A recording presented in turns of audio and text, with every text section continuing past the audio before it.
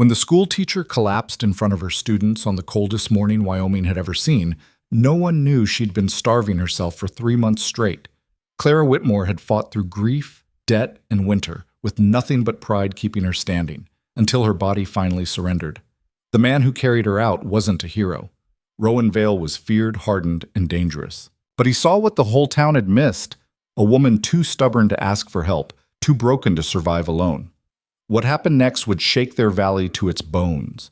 Stay with me until the end of this story, and don't forget to hit that like button and comment your city below so I can see how far Clara's journey travels. The schoolhouse door rattled against the wind like bones in a box. Clara Whitmore stood at the front of the classroom, chalk trembling between her fingers, watching 23 pairs of eyes watch her back. The children sat bundled in whatever fabric their families could spare: quilts, horse blankets, their father's old coats. Some had wrapped their feet in burlap because their boots had given out weeks ago. The stove in the corner had gone cold 2 days prior. She'd burned the last of the coal on Monday. It was now Wednesday, and the temperature inside the schoolhouse couldn't have been much above freezing. She turned back to the slate board, her hand shaking so badly the chalk skittered across the surface in jagged lines instead of letters. "Mrs. Whitmore?" The voice belonged to Sarah Drummond, 8 years old, gap-toothed, smart as a whip. "Are you all right?" "I'm fine, sweetheart." Clara's voice came out thin, brittle. She cleared her throat and tried again. "Let's continue with our arithmetic. If a farmer has 32 acres and plants corn on 3/4 of—" The room tilted. Clara gripped the edge of her desk, knuckles going white against the scarred wood. She blinked hard, willing the black spots at the edges of her vision to recede. Not here. Not now. Not in front of them. "Mrs. Whitmore, you don't look right." That was Thomas Fletcher, 12 years old and too observant for his own good. "I said I'm fine." But she wasn't fine. She hadn't been fine since August, when they'd buried Daniel in the cemetery outside town with a headstone she couldn't afford and debts she hadn't known existed. 4 months of surviving on whatever scraps she could stretch across a week. 4 months of choosing between firewood and food, between lamp oil and dignity. 4 months of smiling at her students while her stomach ate itself from the inside out. The room tilted again, harder this time. Clara heard herself say something about fractions, heard her own voice coming from somewhere far away, and then the floor rushed up to meet her and everything went dark. She woke to the smell of leather and smoke. Not the acrid smoke of a dying fire, but the deep, familiar scent of a man who spent his days outside. Wood smoke and winter air, and something else she couldn't name. Her cheek rested against something warm and solid. Wool. A coat. Arms locked around her, holding her steady against a chest that rose and fell with breath. "Easy." The voice rumbled through her, low and rough. "Don't try to move yet." Clara's eyes snapped open. She was outside. The white sky stretched overhead, heavy with the promise of more snow. She could hear boots crunching through ice, the jangle of a horse's bit, children's voices calling out behind them. And she was being carried like a child, cradled against a man she recognized even before she tilted her head back to see his face. Rowan Vale. "Put me down." She struggled weakly, but his arms only tightened. "No." "Mr. Vale, I'm perfectly capable of—" "You collapsed in front of 23 children and didn't wake up for 4 minutes. You're not capable of a damn thing right now." His tone left no room for argument, but Clara had never been good at recognizing those kinds of boundaries. "This is completely inappropriate. People will talk." "Let them." She wanted to fight him, wanted to demand he release her immediately, that she could walk on her own, that she didn't need help from him or anyone else. But the truth was she could barely lift her head, and her limbs felt like they'd been filled with sand. So she went still in his arms and tried not to notice how warm he was, how steady, how easily he carried her weight, as if it were nothing at all. Rowan Vale was not a man people approached lightly. He owned the largest ranch in the valley, ran it with an iron hand, and spoke rarely enough that when he did, everyone listened. He was somewhere in his mid-30s, tall and broad-shouldered, with dark hair that needed cutting and eyes the color of smoke. There were rumors about him. There were always rumors about men like him, but Clara had never paid them much attention. He kept to himself. She did the same. Until now. "Where are you taking me?" she asked. "Your house first, then mine." Absolutely not. You'll take me home and leave me there. He looked down at her, and something in his expression made her throat tight. It wasn't pity. She would have fought pity. It was something harder to name. Recognition, maybe. The look of someone who'd seen the edge she was standing on and knew exactly how far the drop went. "When's the last time you ate?" he asked. Clara turned her face away. "That's none of your concern." "When's the last time you had a full meal, Clara?" The use of her first name startled her into silence. They'd never spoken more than a handful of words to each other, certainly never with such familiarity. "I eat plenty," she lied. "You're a terrible liar. And you're insufferably rude." "Probably." He shifted her weight slightly, adjusting his grip as his horse came alongside them. "But I'm also right." She wanted to argue, but the fight had gone out of her. Her body felt like it belonged to someone else, something distant and unresponsive. She closed her eyes and let herself be carried, just for a moment. Just until they reached her house. Then she'd send him away and figure out how to survive the rest of this godforsaken winter on her own, the way she'd been doing since Daniel died. The way she'd always done everything. Alone. Clara's house sat at the edge of town, a narrow clapboard structure with peeling paint and a porch that sagged on one side. It had belonged to Daniel's family, passed down through generations of Whitmores who'd worked the land until there was nothing left to work. She'd moved in as a bride 6 years ago, full of hope and plans, and a future that had seemed bright despite the hardness of frontier life. Now it was just a place where she slept. Barely. Rowan pushed through the front door without bothering to knock. It wasn't latched anyway. The lock had broken in October, and carried her inside. The temperature in the house was no better than it had been in the schoolhouse. Worse, maybe. At least the schoolhouse had bodies to generate warmth. Here there was nothing but empty rooms and the ghosts of better days. He set her down on the sofa, the only piece of furniture in the front room that hadn't been sold. She'd gotten rid of the chairs in September, the table in October, the rug just last week. Piece by piece, she'd dismantled the life she'd built, trading it for a few more days of survival. Rowan stood looking down at her, his expression unreadable. Then he turned and walked through the house without asking permission. "What are you doing?" Clara called after him, but he didn't answer. She heard him moving through the kitchen, the bedroom, the small back room where she'd once imagined a nursery would be. Heard drawers opening, cabinet doors creaking, his boots heavy on the bare floorboards. When he returned, his face was harder than before. "There's no food in this house." "I haven't been to the market yet this week." "There's no firewood either." "I have some out back." "No, you don't. I checked." He crouched in front of her, bringing himself to eye level. "How long has it been like this?" Clara looked away. "I don't know what you mean." "Yes, you do." His voice was quiet now, but no less intense. "How long have you been starving yourself to keep that school running?" "I'm not—" "Don't lie to me again." The words hit her like a slap. She felt tears prick at the corners of her eyes and hated herself for it. She didn't cry. Hadn't cried since the funeral. Crying was a luxury she couldn't afford, like food and warmth and hope. "Since August," she whispered. Rowan's jaw tightened. "Us 4 months. I've been managing. You collapsed in front of your students. That's not managing, Clara. That's dying slow." The bluntness of it shocked her into silence. She stared at him, this man she barely knew, and saw something in his eyes that terrified her more than hunger ever had. He cared. Somehow, impossibly, Rowan Vale cared what happened to her. "Why?" she asked. "Why do you give a damn about any of this?" He was quiet for a long moment. Then he stood, turning toward the cold fireplace, as if he couldn't bear to look at her while he spoke.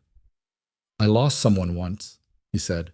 "Watched her fade away while I stood by like a fool, thinking she'd ask for help if she needed it. She never did. Pride killed her just as sure as the sickness." He paused. "I won't watch it happen again."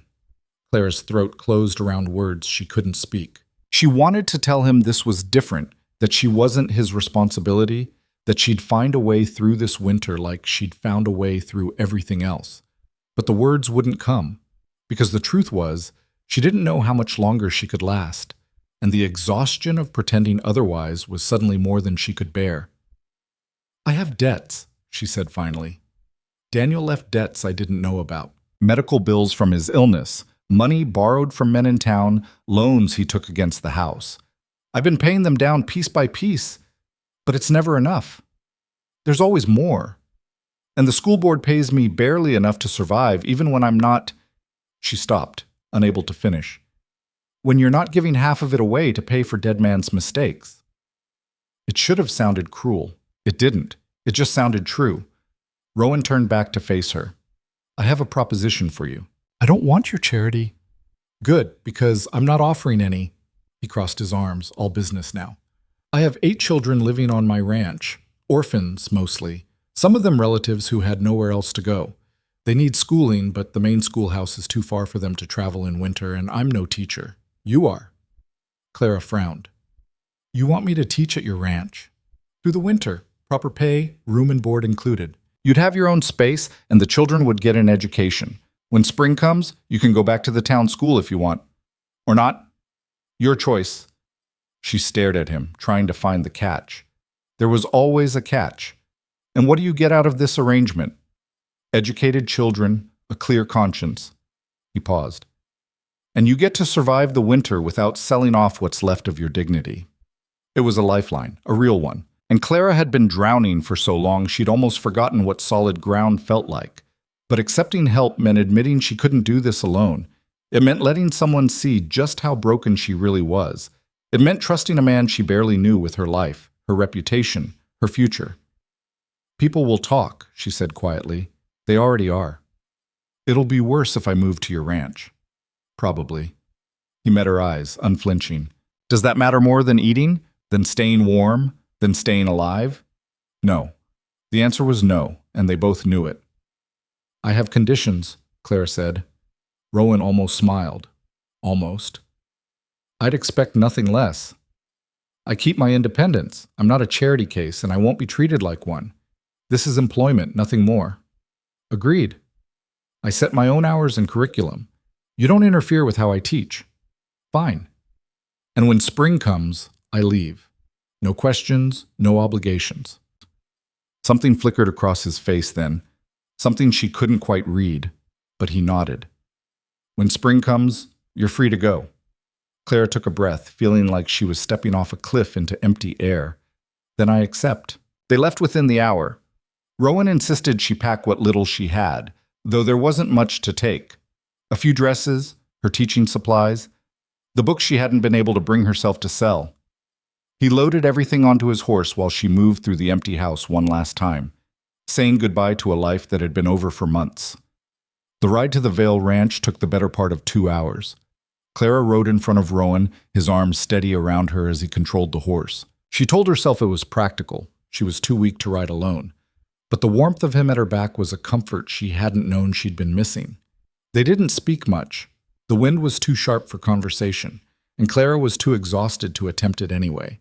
The ranch appeared gradually through the snow-heavy trees. First the fence lines, then the barns and outbuildings, then the main house itself, a sprawling structure of dark wood and stone that looked like it had grown out of the landscape rather than been built upon it.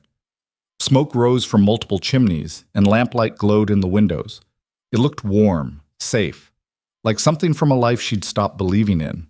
As they approached, the front door flew open and children spilled out into the yard, bundled in coats and scarves, shouting over each other, racing toward the horse.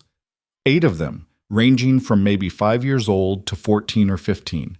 Their faces were bright with curiosity and excitement, their voices cutting through the cold air like bells. Rowan's back. Did you bring supplies? Who's that with you? Rowan dismounted first, then reached up to help Clara down. Her legs nearly buckled when her feet hit the ground, but he kept a hand on her elbow until she steadied. This is Mrs. Whitmore, he said, his voice carrying easily over the children's chatter. She's going to be your teacher through the winter. You'll treat her with respect, follow her instructions, and make her feel welcome. Understood? A chorus of "Yes, sir," rang out, though the children's eyes never left Clara's face. She could feel them taking her measure. This stranger, their guardian, had brought into their home. She straightened her spine and met their gazes one by one, the way she'd learned to do in the classroom. Show no weakness. Command respect through presence, not volume. I'm pleased to meet you all, she said. Her voice came out steadier than she felt. I look forward to learning your names and working with you. An older girl stepped forward, maybe 13, with red hair and sharp green eyes. I'm Nora. I help run the house. She looked Clara up and down with a frankness that was almost startling. You look half dead. Nora, Rowan said, a warning in his tone. What? She does? But Nora's expression softened slightly. Come on, Mrs. Whitmore. We'll get you inside and fed. The boys can handle your bags. Clara found herself being ushered toward the house by a cluster of children, their voices overlapping as they introduced themselves. The two youngest were twins, Emma and Elijah, 5 years old, with matching dark curls and solemn faces. Then came Samuel, 7, who talked nonstop about the horses. Sarah and Matthew were 9 and 10, brother and sister, quieter than the others. Jack was 12, lanky and awkward, clearly at that age where he didn't quite fit his own body. The oldest boy, besides Jack, was Daniel, 14, broad-shouldered like Rowan, with the same steady gaze. 8 children, 8 lives depending on this arrangement working. No pressure. The inside of the house was everything the outside had promised. Warm, solid, lived in. A large front room with a massive stone fireplace, comfortable furniture that showed wear but not neglect, rugs covering the wooden floors. The smell of something cooking, stew maybe, drifted from what must have been the kitchen. Clara felt her stomach clench with hunger so sharp it was almost painful. Nora noticed. Of course she did. When's the last time you ate? I'm fine. That's not what I asked. Clara was beginning to see where the girl got her directness. She glanced toward Rowan, who had followed them inside and was watching the exchange with something that might have been amusement. She hasn't had a proper meal in months, he said. The children's eyes widened. Emma, one of the twins, slipped her small hand into Clara's. You can have some of mine, she whispered. The simple kindness of it nearly broke something in Clara's chest. She squeezed the little girl's hand gently. Thank you, sweetheart. That's very kind. Right, Nora said, all business now. Everyone out? Mrs. Whitmore needs to eat without an audience. She shooed the younger children toward the stairs. Go wash up for supper. Daniel, make sure the boys don't track mud everywhere. The children scattered, leaving Clara alone with Nora and Rowan. The girl disappeared into the kitchen and returned moments later with a bowl of stew and a thick slice of bread. She set them on the table and pointed at a chair. Sit. Eat. Slowly. Your stomach won't handle much at first if you've been starving yourself. Clara wanted to argue, to insist she could take care of herself, but the smell of the food was overwhelming. She sat. She ate. And she tried very hard not to cry at how good something as simple as warm stew could taste. Rowan watched her for a moment, then nodded to Nora. Show her to the east room when she's finished. Make sure she has everything she needs. Already planned on it, Nora said. He looked at Clara one more time, something unreadable in his expression. Get some rest. We'll talk in the morning about the teaching schedule. Then he was gone, disappearing deeper into the house, and Clara was left with Nora's sharp eyes and the overwhelming reality of what she'd agreed to. He's not as hard as he seems, Nora said quietly. Rowan, he doesn't know how to be soft, but he's good. He took all of us in when we had nowhere else to go, gave us a home, a family. She paused. He'll do right by you too, Mrs. Whitmore. You don't have to be afraid here. Clara looked at this girl who was barely more than a child herself, carrying responsibilities no 13-year-old should have to bear. I'm not afraid. It was a lie. She was terrified. Terrified of owing someone. Terrified of what it would mean to accept help. Terrified of what would happen when spring came and she had to leave this warm house and go back to surviving alone. But Nora just smiled like she could see right through the lie and didn't mind. Come on, let me show you your room. The east room was small but comfortable. A bed with thick quilts, a dresser, a chair by the window, a washstand in the corner. Someone had already lit a fire in the small stove, and the room was blessedly warm. Clara's bag sat at the foot of the bed, and there was a nightgown laid out on the quilt that definitely wasn't hers. It was mine, Nora said, following Clara's gaze. From before I grew out of it. Figured you might need something clean to sleep in. Thank you, Clara said softly. For all of this, Nora shrugged. We take care of each other here. That's how it works. She moved toward the door, then paused. Mrs. Whitmore, I'm glad you're here. The little ones, they need proper teaching. And Rowan, he needs someone to talk to who isn't a child or a ranch hand. He's been alone too long. Before Clara could respond, the girl was gone, closing the door softly behind her. Clara stood in the center of the room, feeling the weight of the day settle over her like a heavy blanket. She was warm. She was fed. She was safe. For the first time in 4 months, she didn't have to worry about whether she'd wake up tomorrow or freeze to death in her sleep. But safety came with strings. It always did. She moved to the window and looked out over the ranch yard. The snow had started falling again, thick white flakes that caught the lamplight from the house. Somewhere out there, Rowan Vale was going about his evening, checking on his ranch, his children, his livestock, taking care of everyone the way Nora said he always did. Clara pressed her palm against the cold glass and made herself a promise. She would teach these children well. She would earn every cent of the pay he offered. And when spring came, she would leave with her head high and her debts paid, owing nothing to anyone. She would not let herself need this. She would not let herself need him. But as she turned away from the window and began to unpack her meager belongings, a small voice in the back of her mind whispered that it might already be too late for that. The days fell into a rhythm faster than Clara expected. She woke each morning to the sound of the house coming alive around her, boots on floorboards, children's voices, the clang of pots in the kitchen. Someone always left a pitcher of warm water outside her door for washing. Someone always made sure the fire in her stove was lit. Small kindnesses that she didn't ask for but received anyway. Breakfast was a communal affair. Everyone gathered around the long table in the kitchen. The first morning, Clara had tried to eat in her room, but Nora had appeared at her door with hands on her hips and an expression that brooked no argument. We eat together here. That's the rule. So Clara ate with them. With Rowan at the head of the table and the children arranged along both sides, passing plates and talking over each other and arguing about whose turn it was to collect eggs. It was chaos. It was noise. It was everything Clara's quiet, empty house had not been. She didn't realize how much she'd missed it until she found herself laughing at something Samuel said and looked up to find Rowan watching her with an expression she couldn't name. The teaching started after breakfast. They'd set up one of the larger rooms on the second floor as a makeshift classroom, desks that Rowan and Daniel had built, a chalkboard salvaged from somewhere, shelves for books and supplies.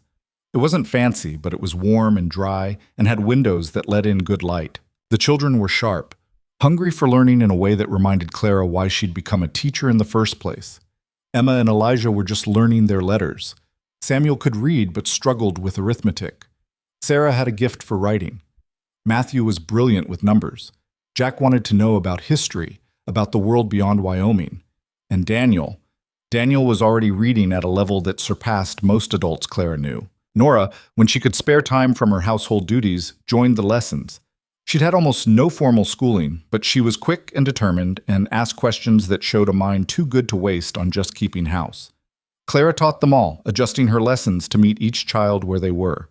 It was exhausting and exhilarating and filled the hours with purpose she hadn't felt since before Daniel died. In the afternoons, she'd watch from the window as Rowan worked with the older boys, teaching them to handle horses, mend fences, prepare for the endless labor that ranching demanded.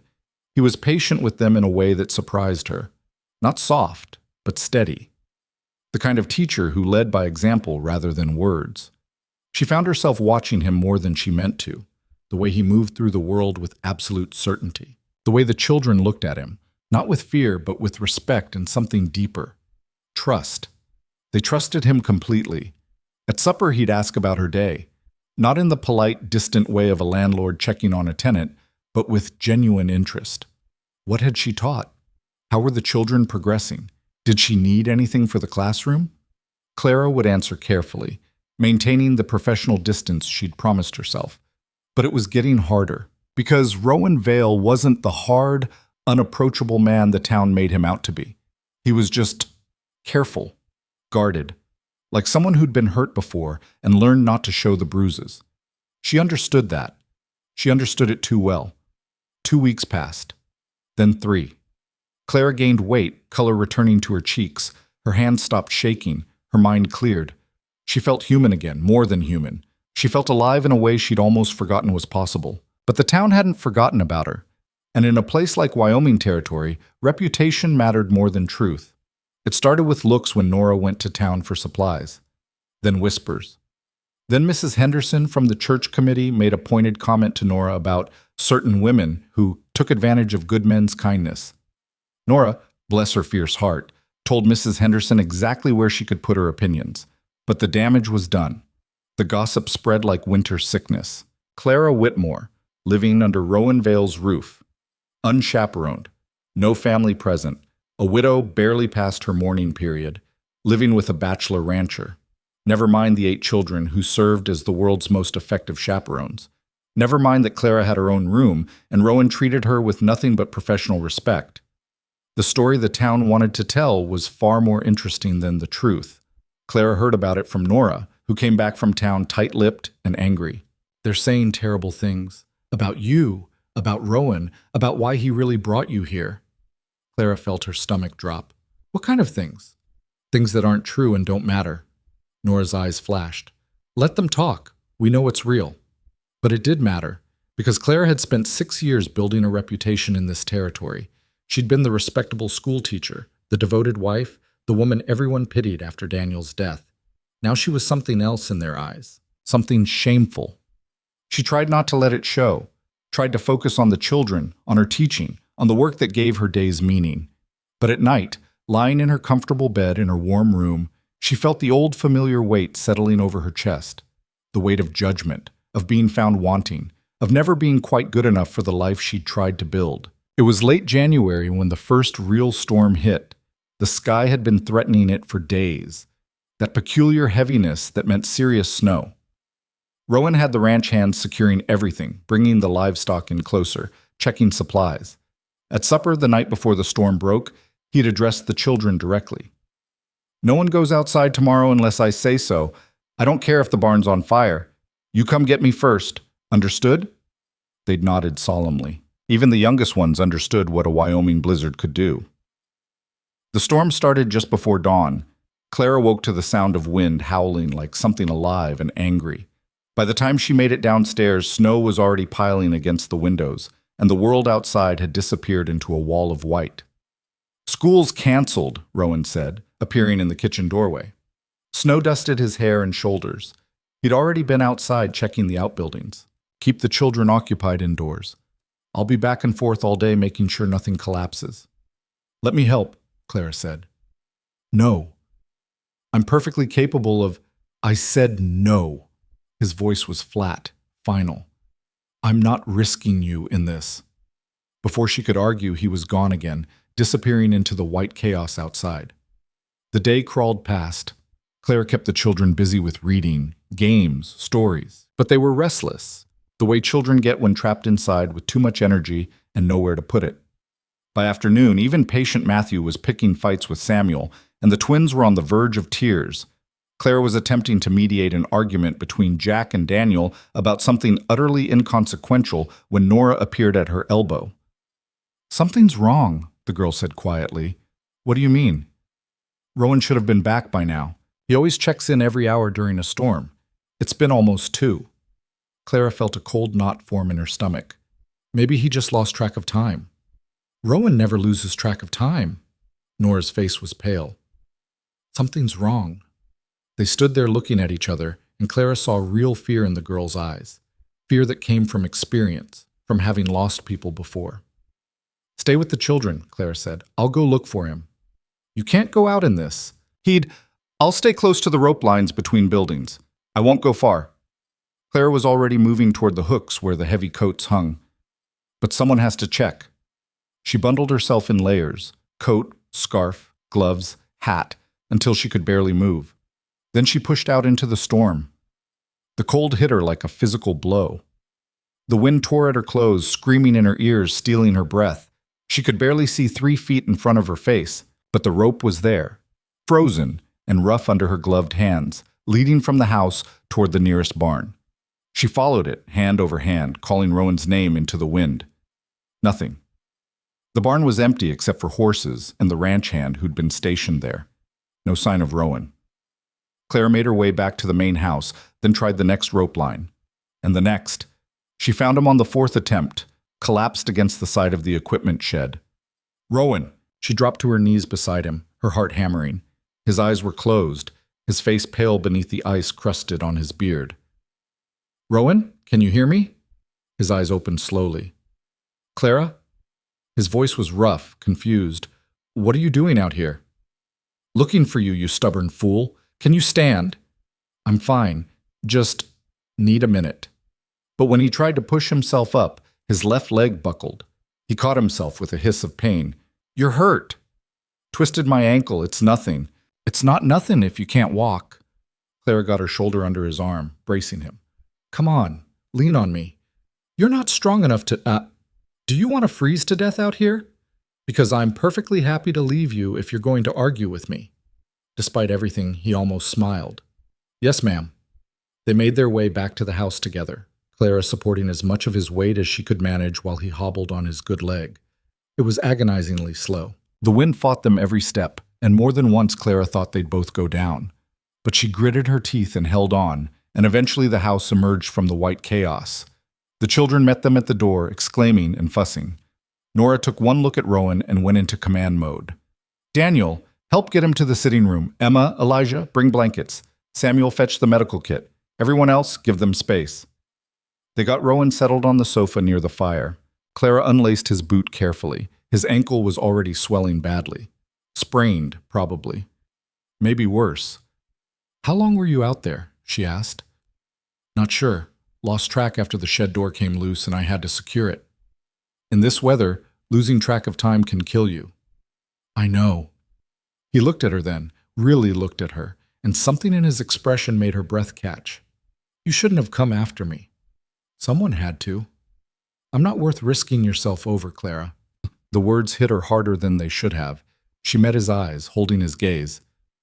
That's not for you to decide. The room had gone very quiet.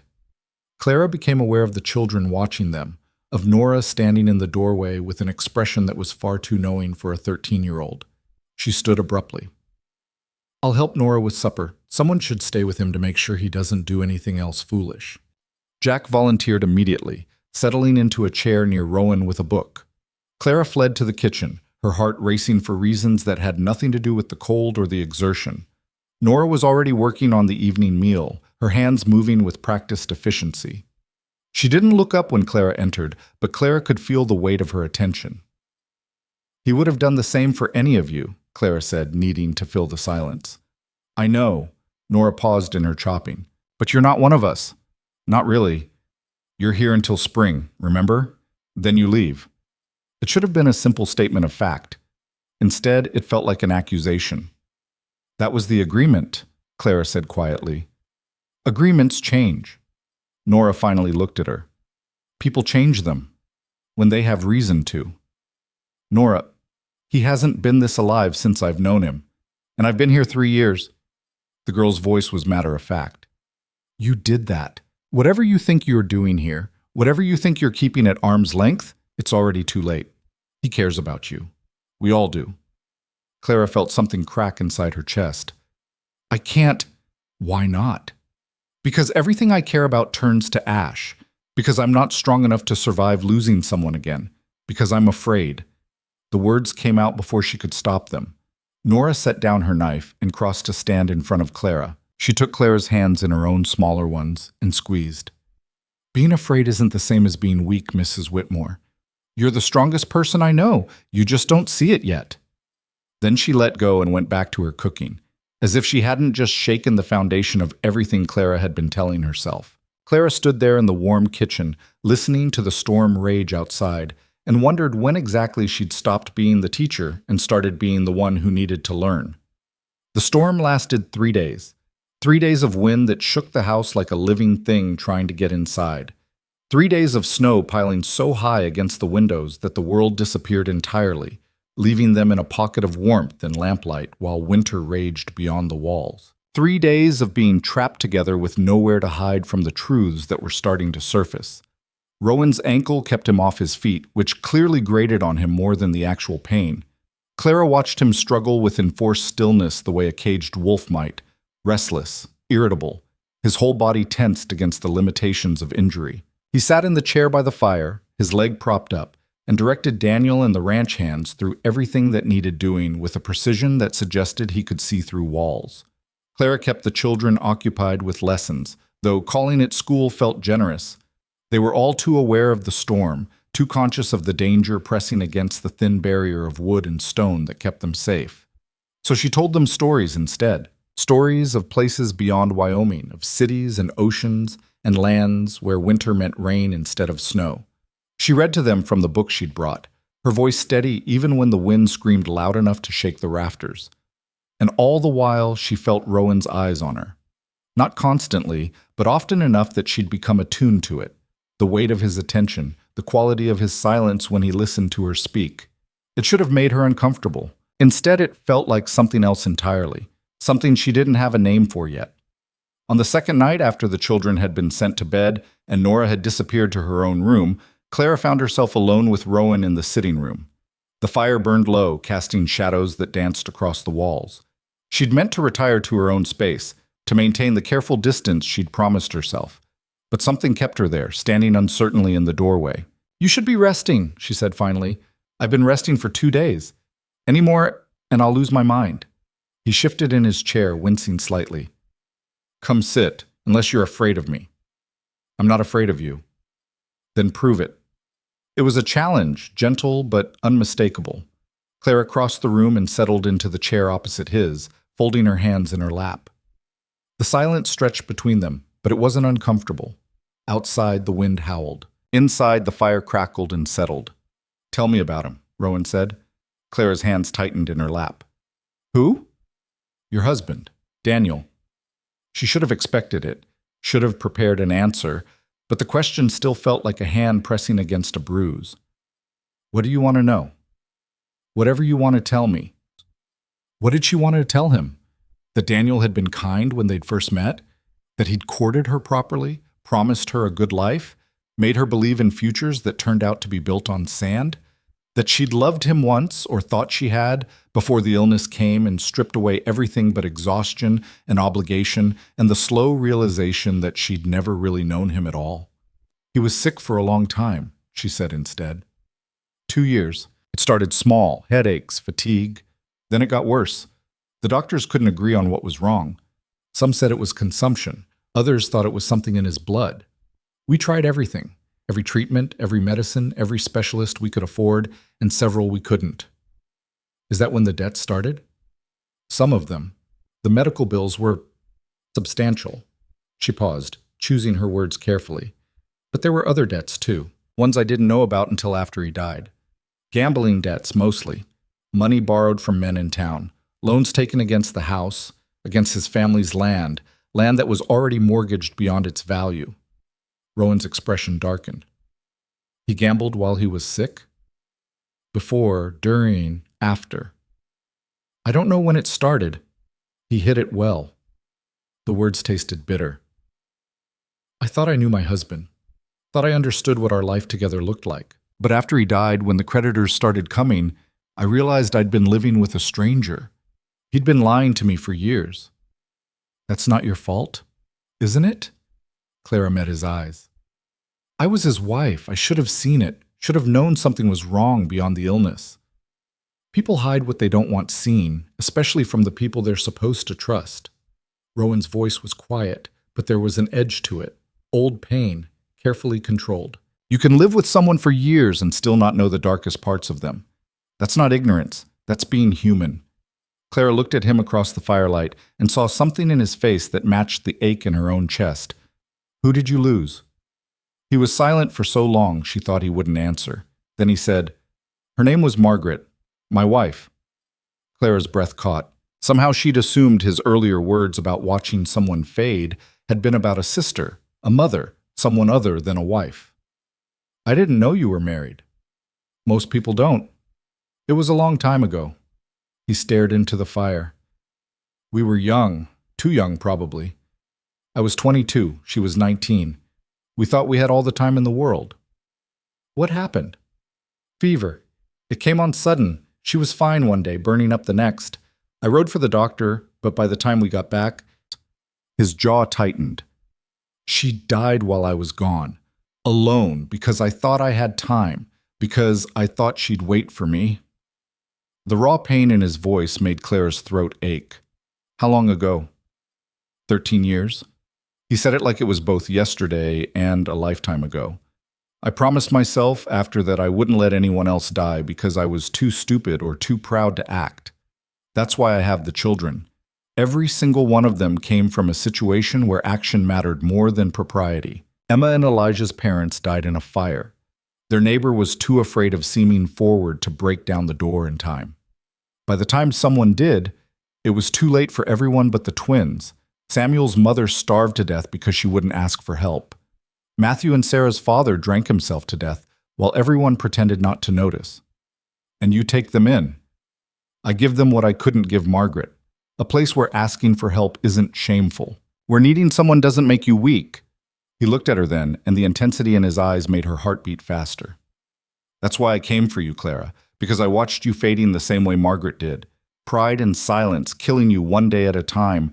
And I swore 13 years ago I'd never stand by and let that happen again. Clara felt tears prick at her eyes. She blinked them back, but not before one escaped, tracking down her cheek. I'm not your wife. No, you're not. His voice was rough. But that doesn't mean I can watch you suffer. The words hung between them, heavy with meaning neither of them was quite ready to name. Clara wiped at her cheek, angry at herself for the show of weakness, for the way her heart was racing, for the sudden desperate wish that she could cross the space between them, and she stood abruptly. I should go to bed. It's late. Rowan didn't try to stop her, but as she reached the doorway, he said quietly, Clara. She paused, not turning. Thank you for coming after me in the storm. You would have done the same. Yes, but that doesn't make it less worth thanking you for. Clara nodded, not trusting her voice, and fled to her room before she could do something foolish like staying. The storm finally broke on the fourth morning. Clara woke to silence, the profound, almost shocking quiet that comes after days of wind. She dressed quickly and went to the window. The world outside was buried under drifts that reached halfway up the fence posts, but the sky was clear and pale, and sunlight glinted off the snow like scattered diamonds. The children were already awake, restless with cabin fever and desperate to get outside. Rowan, against all medical sense, was on his feet despite his ankle, directing the massive job of digging out from the storm. Clara watched from the window as he and Daniel and the ranch hands attacked the drifts with shovels, clearing paths between buildings, checking on livestock, surveying damage. He'll hurt himself worse, Nora said, appearing at Clara's shoulder. I know, but try telling him that. You could. Clara glanced at the girl. He wouldn't listen to me. You'd be surprised. Nora smiled slightly. He listens to you more than anyone. You just don't notice it yet. Before Clara could respond, a commotion erupted in the yard below. One of the ranch hands was shouting, pointing toward something beyond the barn. Rowan moved quickly despite his limp, and Clara felt her stomach drop at the urgency in his movements. She was downstairs and pulling on her coat before she'd consciously decided to move. By the time she reached the yard, Rowan was already organizing a search party. What's happened? She asked. The schoolhouse. His face was grim. Roof collapsed under the weight of the snow. If anyone had been inside, he didn't finish the sentence. He didn't need to. Clara felt ice that had nothing to do with the weather spread through her veins. The schoolhouse. Her schoolhouse, where 23 children would have been if she'd still been teaching there. Where she would have been. The town schoolhouse? She asked, needing confirmation even though she already knew. Yes, Daniel just got back from checking the far property. He saw it on his way. The whole center section caved in. Clara's mind raced. The school board will need to know. The families already sending word. Rowan was watching her carefully. Clara, if you'd still been there, but I wasn't. She cut him off before he could finish, before the full weight of what had almost happened could crush her. I'm here. The children are safe. Because I brought you here. His voice was low and tense. Because you accepted. Their eyes met, and something passed between them. Recognition of how close she'd come to death. How fragile the line was between survival and disaster. How many small choices had led to this moment, her standing alive in the snow while the building she'd worked in for 6 years lay in ruins. I need to go into town, she said. The school board will have questions. The families will want to know what happens next. Not alone. Not with the roads like this. Then come with me. It wasn't really a question, and he didn't treat it like one. He just nodded and turned to give instructions to Daniel about managing things while they were gone. An hour later, they were on horseback, making their way slowly through snow-drifted roads toward town. Clara rode her own mount this time, a steady mare named Honey, though Rowan stayed close beside her. The journey that normally took 2 hours stretched to 4. The world was transformed by the storm, familiar landmarks buried or reshaped, the landscape both beautiful and treacherous. They didn't talk much. The silence between them had shifted somehow since their conversation by the fire. It was no longer the careful silence of strangers maintaining distance, but something more comfortable, more dangerous. The town, when they finally reached it, was a hive of activity. People digging out from the storm, checking on neighbors, clearing the main street, and at the center of it all, the collapsed schoolhouse, a pile of snow-covered rubble that had just days ago been a building full of children's voices and learning. Clara stared at it, feeling the full impact hit her like a physical blow. She'd taught in that building for 6 years, had stood at that blackboard every morning, had swept that floor every afternoon, had known every crack in the walls and every squeaky floorboard. Now it was gone. And if Rowan hadn't come for her, if she'd been too proud to accept his offer, she would have been inside when it fell. "Mrs. Whitmore!" She turned to find Mrs. Henderson hurrying toward them, her face flushed with cold and urgency. The same Mrs. Henderson who'd apparently been spreading gossip about Clara's living arrangements. But whatever judgment she'd been dispensing before seemed forgotten in the face of disaster. "Thank heaven you're all right," the woman said. "When we saw the schoolhouse, we thought, where were you when it happened?" "At Mr. Vale's ranch," Clara kept her voice steady. "I've been teaching his children there through the winter." "Well," Mrs. Henderson's mouth tightened slightly, but she rallied. "Well, that was certainly fortunate timing." "It was." Rowan's voice was flat, daring her to make something of it. Mrs. Henderson had the grace to look uncomfortable. "Yes. Well, the school board is meeting at the church in an hour. They'll want to speak with you, Mrs. Whitmore, about what happens next." "I'll be there." The woman hurried off, and Clara felt Rowan's hand on her elbow, steadying. "You don't have to do this now." "Yes, I do. Those children need a teacher. Their families need to know there's a plan. And you need to be that plan." Clara looked up at him. "Don't you understand yet? Teaching is all I have. It's the only thing I'm good at, the only thing that's mine. If I lose this, you won't lose it." His voice was fierce. "But you also don't have to carry it alone." She wanted to argue, wanted to insist that she'd always carried things alone, that she didn't know how to do it any other way. But the words died in her throat because the truth was she was tired. Tired of being strong, of being self-sufficient, of pretending she didn't need anyone. "Come with me," she said instead. "To the meeting." Something flickered in his eyes, surprise, maybe, or satisfaction. "If you want me there, I'm there." The church was packed when they arrived. Every family in town, it seemed, crammed into the pews and overflowing into the aisles. The school board sat at the front, 5 men, all older, all looking uncomfortable with the magnitude of the problem facing them. Clara recognized them all. Mr. Peterson, who owned the general store, Mr. Crawford, the banker, Mr. Mills, who ran the largest farm in the valley, and 2 others whose names she could never quite remember. The room fell silent when she entered. Every eye turned toward her, and Clara felt the weight of their attention like a physical thing. She was acutely aware of Rowan beside her, of how it must look, the 2 of them arriving together, him standing protective and close. The gossip mill would be working overtime tonight. But she lifted her chin and walked to the front of the church, with her shoulders back and her head high. Mr. Peterson stood to address the crowd. "Thank you all for coming. As you know, we've suffered a tragedy. The schoolhouse is destroyed, and we need to determine how to proceed with educating our children." "How long to rebuild?" someone called from the back. "At least until summer, maybe longer. The whole structure will need to be torn down and started fresh." A murmur of concern rippled through the crowd. Summer meant months without proper schooling, months of children falling behind, especially the younger ones who'd just started learning. "What about Mrs. Whitmore?" a woman's voice asked. "Can't she teach somewhere else until the building's ready?" "Where?" Mr. Peterson spread his hands helplessly. "The only building large enough is the church. and Reverend Thompson needs it for services. My barn, someone suggested. In this weather, the children would freeze. The discussion devolved into argument, voices rising and overlapping.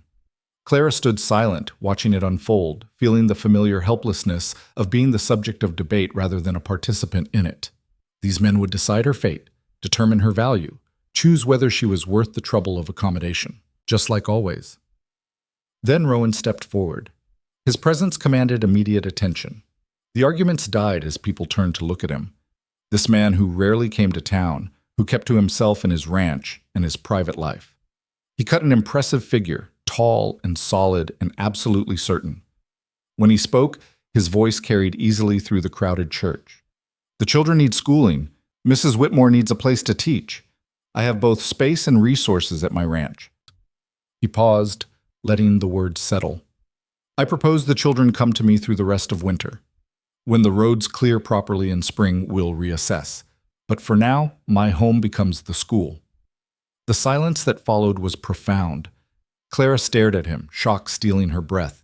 He was offering to open his home, his private sanctuary, to the entire town's children, to disrupt his carefully controlled life for the sake of education and her livelihood. Mr. Crawford found his voice first. That's generous, Mr. Vale, but highly irregular. Having children travel that far in winter weather, they'd board at the ranch during the week, go home on weekends when weather permits. Rowan's tone brooked no argument.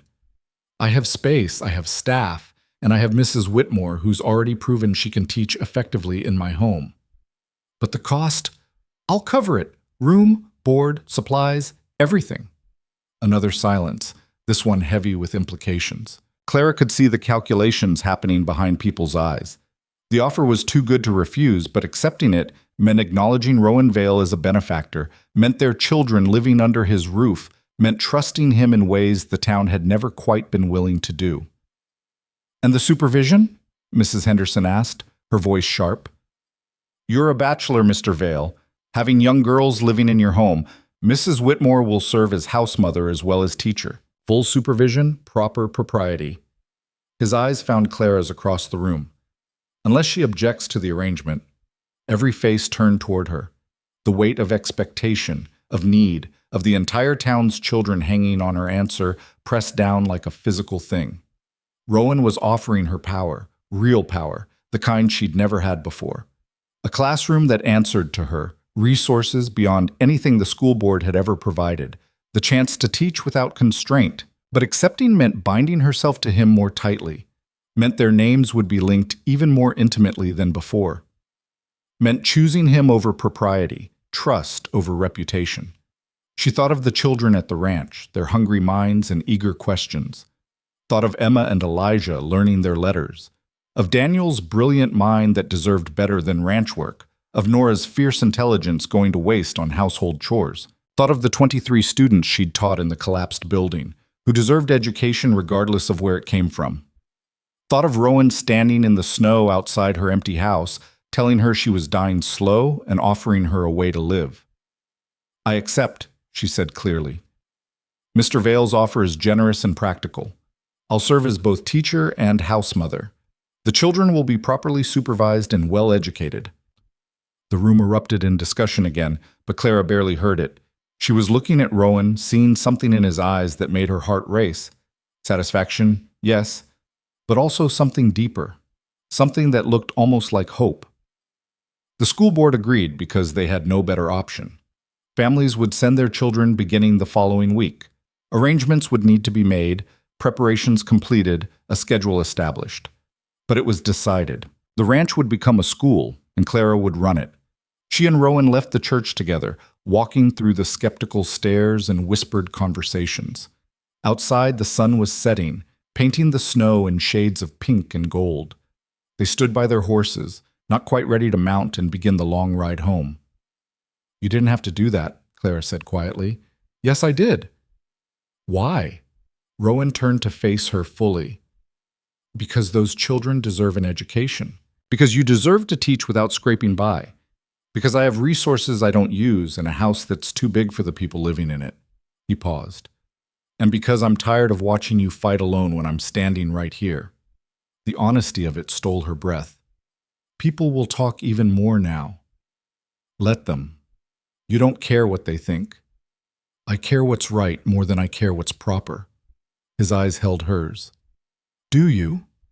It was another challenge, but gentler this time. An invitation to choose what mattered over what looked good, to value substance over appearance. I'm starting to, she admitted. Something like a smile crossed his face. Not quite there, but close. Good. Then let's go home before we freeze out here. Home. He'd said it so naturally, like it was a simple fact rather than a loaded word. And the terrifying thing was, Clara didn't correct him, because somewhere in the past month, the ranch had started to feel more like home than anywhere she'd lived in years. They rode back through the twilight, the sky deepening to purple overhead and stars beginning to emerge. The temperature dropped with the sun, and Clara was grateful for the warm clothes, the solid horse beneath her, the presence of Rowan riding close enough that she could hear his breathing. Halfway back, he pulled his horse closer to hers. Clara, yes? When spring comes and the schoolhouse is rebuilt, you don't have to leave. You could stay. Keep teaching at the ranch, or teach in town and live with us, or... He paused, seeming to struggle with words. You'd have a place, if you wanted it. Clara's throat went tight. Rowan, you don't have to answer now. I just wanted you to know. The offer stands. However long you need it. She nodded, not trusting her voice, because the truth was she didn't know what she wanted anymore. A month ago, her plan had been clear: survive the winter, pay the debts, return to her solitary life with her pride intact. But now that life seemed impossibly distant, the woman who'd collapsed in the schoolhouse felt like a stranger, and the idea of leaving the ranch, leaving the children, leaving him, it hurt in ways she wasn't ready to examine. They reached the ranch well after dark. The house blazed with lamplight, and Clara could see shadows moving behind the windows, the children waiting for their return. Nora opened the door before they'd even dismounted, her face taut with worry. You were gone so long. We thought... We're fine, Rowan assured her. Just took longer than expected with the roads. The children swarmed them in the entrance hall, all talking at once, asking about the town and the storm damage, and whether the school was really destroyed. Rowan fielded their questions while Clara shed her coat and gloves, her fingers numb from the cold. Later, after supper had been eaten and the children sent to bed, after Nora had retired and the house settled into quiet, Clara found herself once again in the sitting room with Rowan. It was becoming a habit, these late-night conversations by the fire. Dangerous, perhaps, but one she couldn't seem to break. They'll start arriving Monday, she said. 23 children plus your 8. 31 students. We'll manage. It's going to be chaos. Probably. He shifted in his chair, his injured ankle still propped up. But it's better than no school at all. Clara studied him in the firelight. Why do you do this? Take in children, open your home, spend your money on people who aren't your responsibility? Because they are my responsibility. Everyone is, in a way. He was quiet for a moment. Margaret and I, we wanted children, planned for them. But she died before we could start a family. For a long time after, I thought that was it. That part of my life was over before it began. He gestured vaguely toward the rooms upstairs where the children slept. Then Emma and Elijah's neighbor came to me, begging me to take them because she couldn't afford to feed them along with her own. And I realized I could still have a family, just not the one I'd planned. You're a good man, Rowan Vale. I'm a man with too much space and too much guilt and not enough sense to know when to stop taking in strays. Clara smiled despite herself. Is that what I am? A stray? You're the teacher, which might be worse, honestly. At least strays don't argue with me as much. I don't argue that much. You argued with me about carrying you when you couldn't walk. You argued about going into the storm. You argued about accepting help with your debts. All right, point taken. She was laughing now, and it felt good. Felt normal in a way nothing had felt normal since Daniel died. I'll try to be less argumentative. Don't. The word was quiet but firm.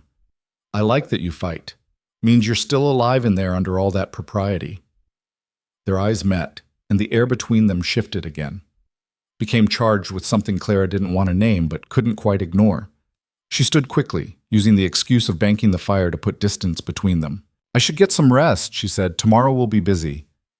Clara, She paused, her back to him. I meant what I said earlier, about having a place here. I'm not trying to trap you or obligate you. I just want you to know you have options, whatever you decide. She nodded, still not turning, afraid he'd see too much in her face. Thank you for everything. Then she fled to her room before her resolve could crumble entirely. But as she lay in bed that night, listening to the house settle around her, Clara had to admit the truth she'd been avoiding. She didn't want to leave in spring, didn't want to go back to her empty house and her empty life and the loneliness that had defined her existence for so long. She wanted to stay. Wanted this. The children's voices in the morning, Nora's sharp wit, the boys' earnest questions, the twins' small hands in hers. Wanted the warm kitchen and the full table and the sense of being part of something larger than just survival. Wanted Rowan's steady presence, his quiet strength, the way he looked at her like she mattered.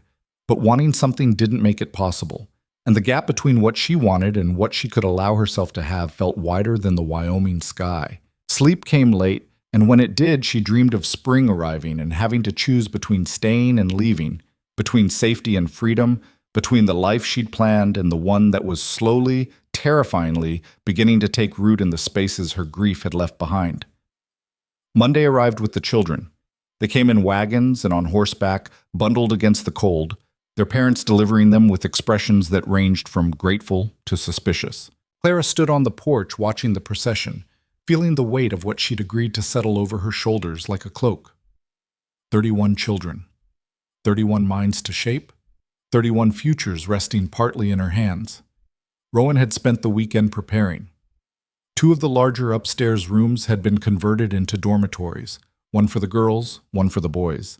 Extra beds had been built, mattresses stuffed with fresh straw, blankets distributed. The classroom had been expanded into the adjoining room, giving them space for different age groups to work simultaneously. The kitchen had been reinforced with additional supplies, and Nora had recruited 2 women from town to help with cooking and laundry. The ranch had transformed from a home into something else entirely. An institution. A sanctuary. A small civilization carved out of winter and necessity. Clara watched Mrs. Henderson arrive with her daughter Amy, saw the woman's eyes scan the house and yard with barely concealed judgment. Watched Mr. Peterson bring his 3 sons, gripping Rowan's hand firmly while his gaze remained wary. Saw families she'd known for years suddenly uncertain, caught between gratitude for the solution and discomfort with the situation. Remember, Rowan said quietly beside her, they need this more than we do. Whatever they think, whatever they say, their children are warm and fed and learning. That's what matters. Clara nodded, drawing strength from his certainty. Then she stepped forward to greet the first family, sliding into the role she knew best. Teacher. Authority. The woman who could manage chaos and create order from noise. By noon, all 31 children had arrived. The dormitories buzzed with activity as students claimed beds and unpacked small bags of personal belongings. Clara moved through the rooms, learning names, establishing expectations, projecting calm competence, while her mind raced through logistics. Meal schedules, lesson plans for multiple age groups, sleeping arrangements, discipline procedures, health protocols. The sheer scope of what she'd taken on was staggering, but underneath the anxiety was something else. Excitement, purpose, the feeling of being needed in a way she hadn't experienced since before Daniel's illness consumed everything. The first lesson began at 2 o'clock. Clara stood before 31 pairs of eyes, some familiar from her previous teaching, others new, and felt the old familiar thrill of it. This was hers, this classroom, these students, this moment. No school board looking over her shoulder, no budget constraints limiting what she could do, no collapsing building threatening to crush the possibility of learning. Welcome, she said, her voice carrying easily through the room. I know this is different from what you're used to. Different building, different arrangement, different rules, but the purpose is the same. You're here to learn. I'm here to teach. Everything else is just details. She divided them by age and ability, setting the older students to independent work while she focused on the younger ones. Emma and Elijah had progressed remarkably in the months she'd been teaching them. They could now write their names and recognize basic words. She integrated them with the other 5-year-olds. watching carefully to ensure they didn't fall behind or feel overwhelmed by the sudden influx of new faces.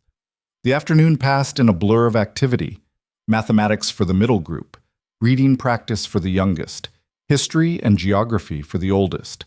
Clara moved between groups with practiced efficiency, her mind already adapting to the new rhythm, finding the patterns that would make this sustainable. By the time supper rolled around, she was exhausted but satisfied. The children filed into the dining room, a space that had been expanded to accommodate the larger group, and the noise level was extraordinary.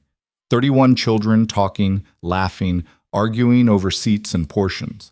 Nora and her helpers served stew and bread with military precision, while Rowan and Daniel maintained order through sheer presence. Clara found herself seated at the far end of the table from Rowan, unable to even see him through the sea of small heads and waving hands. But she could hear his voice occasionally rising above the din, settling disputes or answering questions.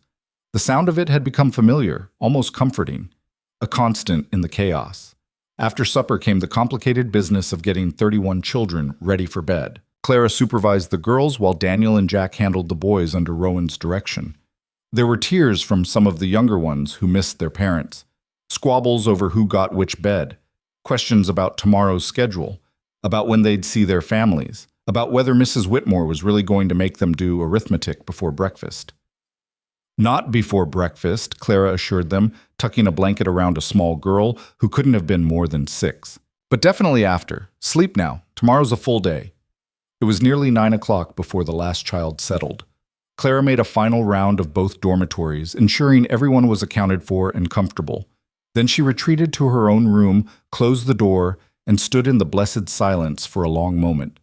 A knock interrupted her solitude. She opened the door to find Nora holding a cup of tea. "Thought you might need this," the girl said. Clara took it gratefully. "Is it always going to be this chaotic?" "Probably worse, honestly. Wait until they get comfortable and really start testing boundaries." Nora grinned. "But you handled it well. Better than I expected for the first day." "I've taught large groups before." "Not while also feeding them, housing them, and basically becoming their mother for 5 days a week." Nora leaned against the doorframe. "That's different. That's what Rowan does. What we all do here. And now you're doing it too." Clara sipped her tea, letting the warmth spread through her. "I'm not their mother." "No, but you're becoming something close to it. Whether you mean to or not." Nora's expression turned serious. "They'll start depending on you, Clara. Not just for lessons, but for everything. And when spring comes and you leave..." "I know." Clara cut her off gently. "I know what I'm risking, but what choice do I have? Let them go uneducated all winter? You could stay after spring." "Nora..." "I'm just saying, you fit here. The children love you. Rowan..." She stopped, seeming to reconsider her words. "Rowan's different since you arrived. Lighter, somehow. Like he remembers how to be something other than responsible." Clara didn't know what to say to that. Didn't know how to explain that staying would mean surrendering the last pieces of independence she had left. That every day she spent here, every moment she allowed herself to feel at home, made the eventual leaving harder. "Get some rest," Nora said finally. "Tomorrow's another full day, and the day after that, and the day after that." She left, and Clara closed the door again. Stood alone in her warm room, drinking tea that someone else had made for her, wearing a nightgown that someone else had provided, living in a house where she was cared for and valued and needed. It should have felt good. It did feel good. That was the problem. The days developed a rhythm: wake before dawn, help get breakfast ready while the children rose and dressed. Morning lessons from 8 to noon, lunch, afternoon lessons from 1 to 4, free time for the children to play or read or help with ranch chores. Supper, evening study time for the older students. Bed. Clara fell into her bed each night too exhausted to think, which was probably a mercy. Because when she did have time to think, her thoughts inevitably turned to Rowan, to the way he'd look up from working with the horses and catch her eye through the window, to how his hand would brush hers when they both reached for the same serving dish at supper, to the conversations they still managed to steal late at night when the house finally quieted. Those conversations had become essential to her. An hour or two by the fire, talking about everything and nothing. He told her about his plans for the ranch, about his hopes for the children, about the loneliness of the years after Margaret's death. She found herself sharing things she'd never spoken aloud, her dreams before marriage, her fears during Daniel's illness, her anger at discovering the depths of his deception. "Do you think you loved him?" Rowan asked one night. "Really loved him, not just the idea of him?" Clara considered the question carefully. "I don't know. I was young when we married, 20 years old, fresh from teacher's college, desperate for stability. He offered that. A home, a future, respectability. I convinced myself that was enough." She paused. "What I felt for him was gratitude, I think, affection. But love? The kind of love that survives hardship and sees someone clearly and chooses them anyway. I'm not sure I ever felt that for Daniel, and I'm certain he never felt it for me." "How do you know?" "Because if he'd loved me, he wouldn't have lied, wouldn't have gambled away our future while I scraped together money for his medicine, wouldn't have left me to clean up his messes after he died."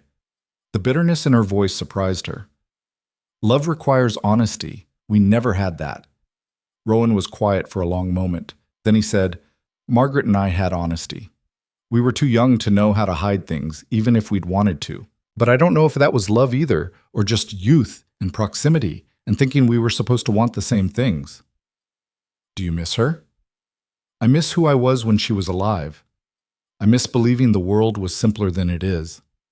He met Clara's eyes across the firelight. "But I don't miss her the way I should, not the way someone should miss a lost love. And I've spent 13 years feeling guilty about that."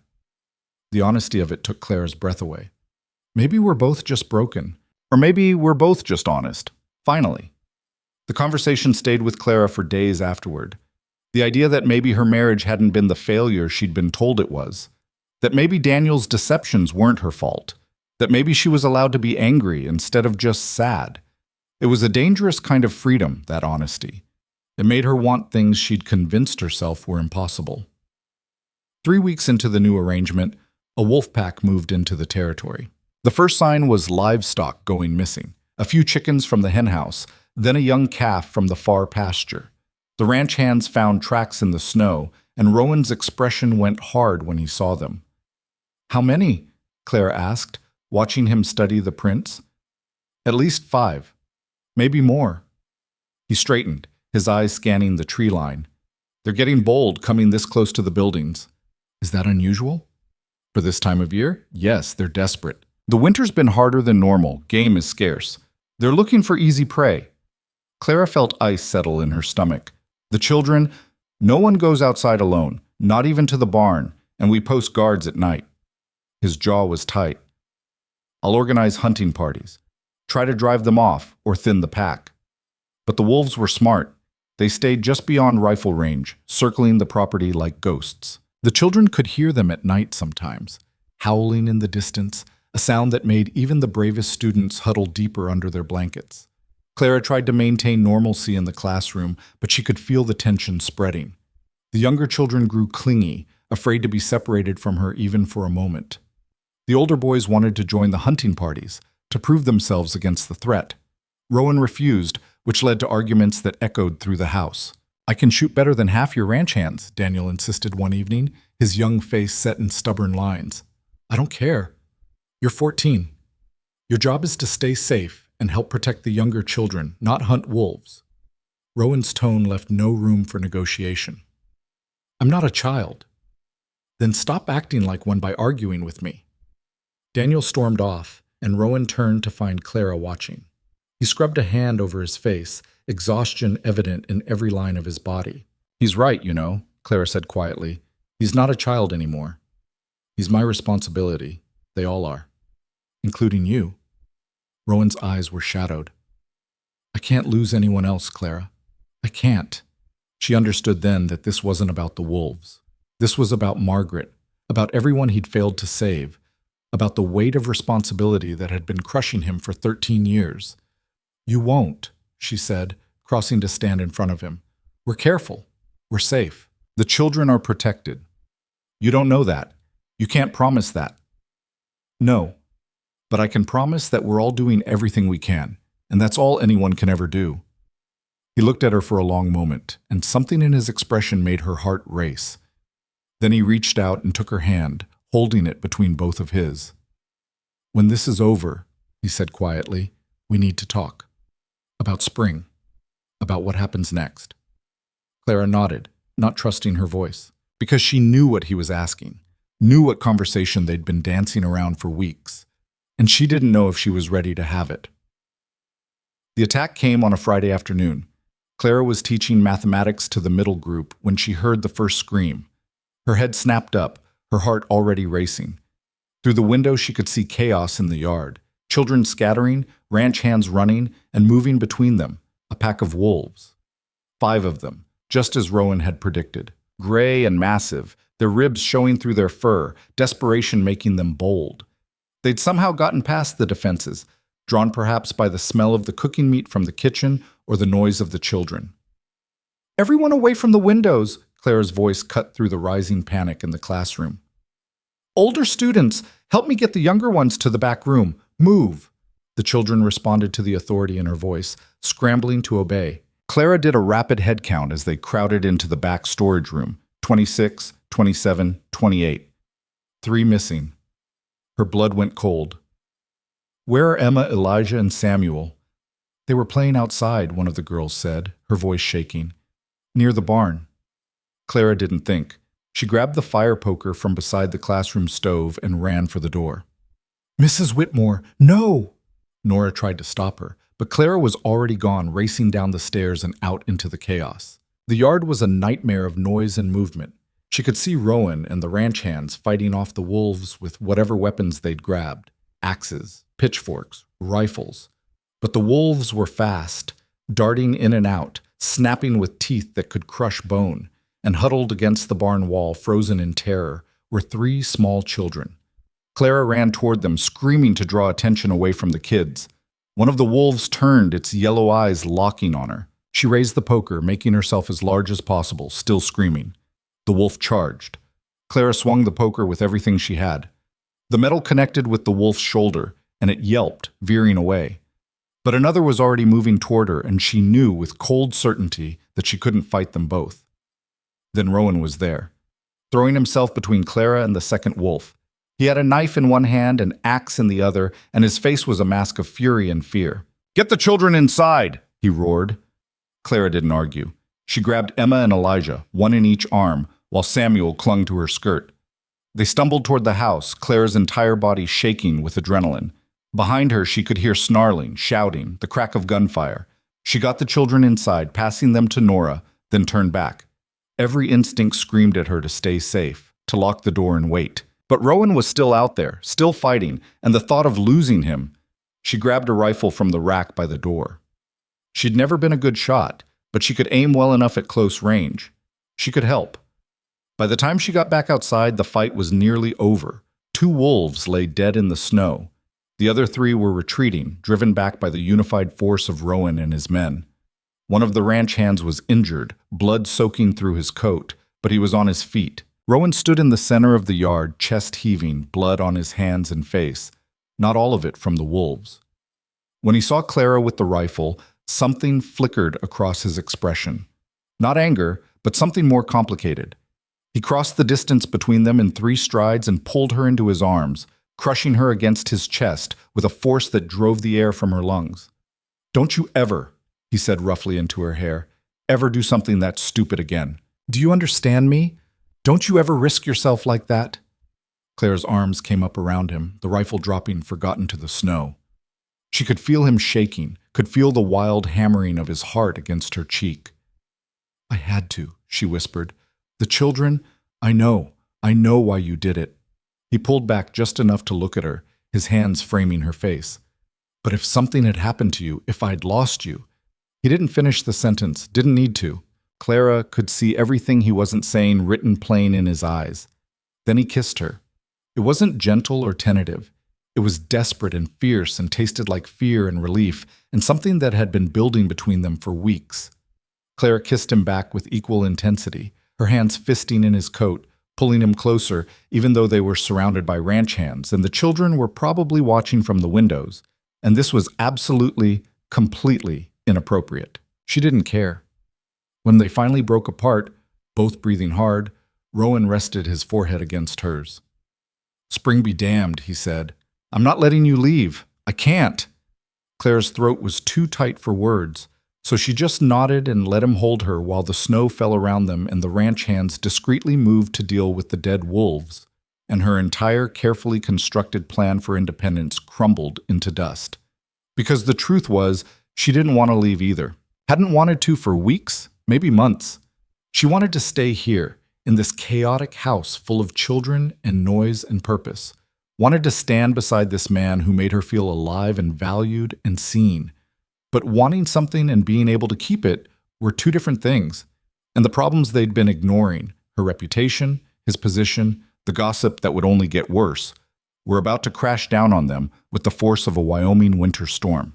The attack changed everything. News of it spread through town within days. Mrs. Whitmore risking her life to save children. Rowan Vale fighting wolves with his bare hands. The romance of it, the drama, was too good for the gossips to resist. But instead of improving Clara's reputation, it somehow made things worse, because a respectable schoolteacher didn't run into danger, didn't risk herself so recklessly, didn't get kissed in broad daylight by her employer in front of witnesses. The town that had grudgingly accepted the school arrangement now whispered about scandal, about impropriety, about a widow who'd forgotten her place. Mr. Crawford, the banker, visited the ranch a week after the attack. He sat in Rowan's study, his expression grave, while Clara stood nearby with her arms crossed. "I'm here on behalf of the school board," Crawford said. "There have been concerns raised about the current arrangement."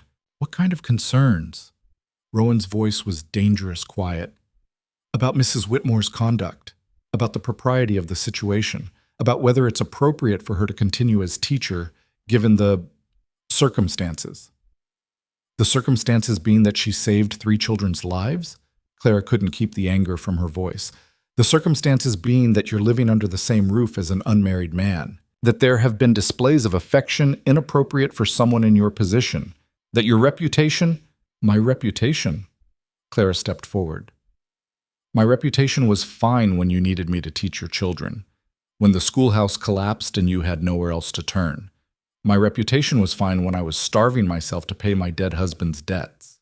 But now that I'm fed and warm and actually valued, suddenly my reputation is a problem?" Crawford had the grace to look uncomfortable. "Mrs. Whitmore, I understand you're upset." "Upset doesn't begin to cover it." She was shaking now, months of suppressed anger finally breaking free.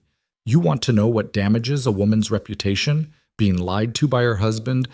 Being left with nothing but debt and judgment? Being told she should be grateful for scraps while men decide her worth based on how well she suffers in silence? That's what damages reputations, Mr. Crawford. Not saving children, not accepting help, not choosing to live instead of die quietly." The silence that followed was profound. Crawford looked between Clara and Rowan, clearly searching for words. Rowan found them first.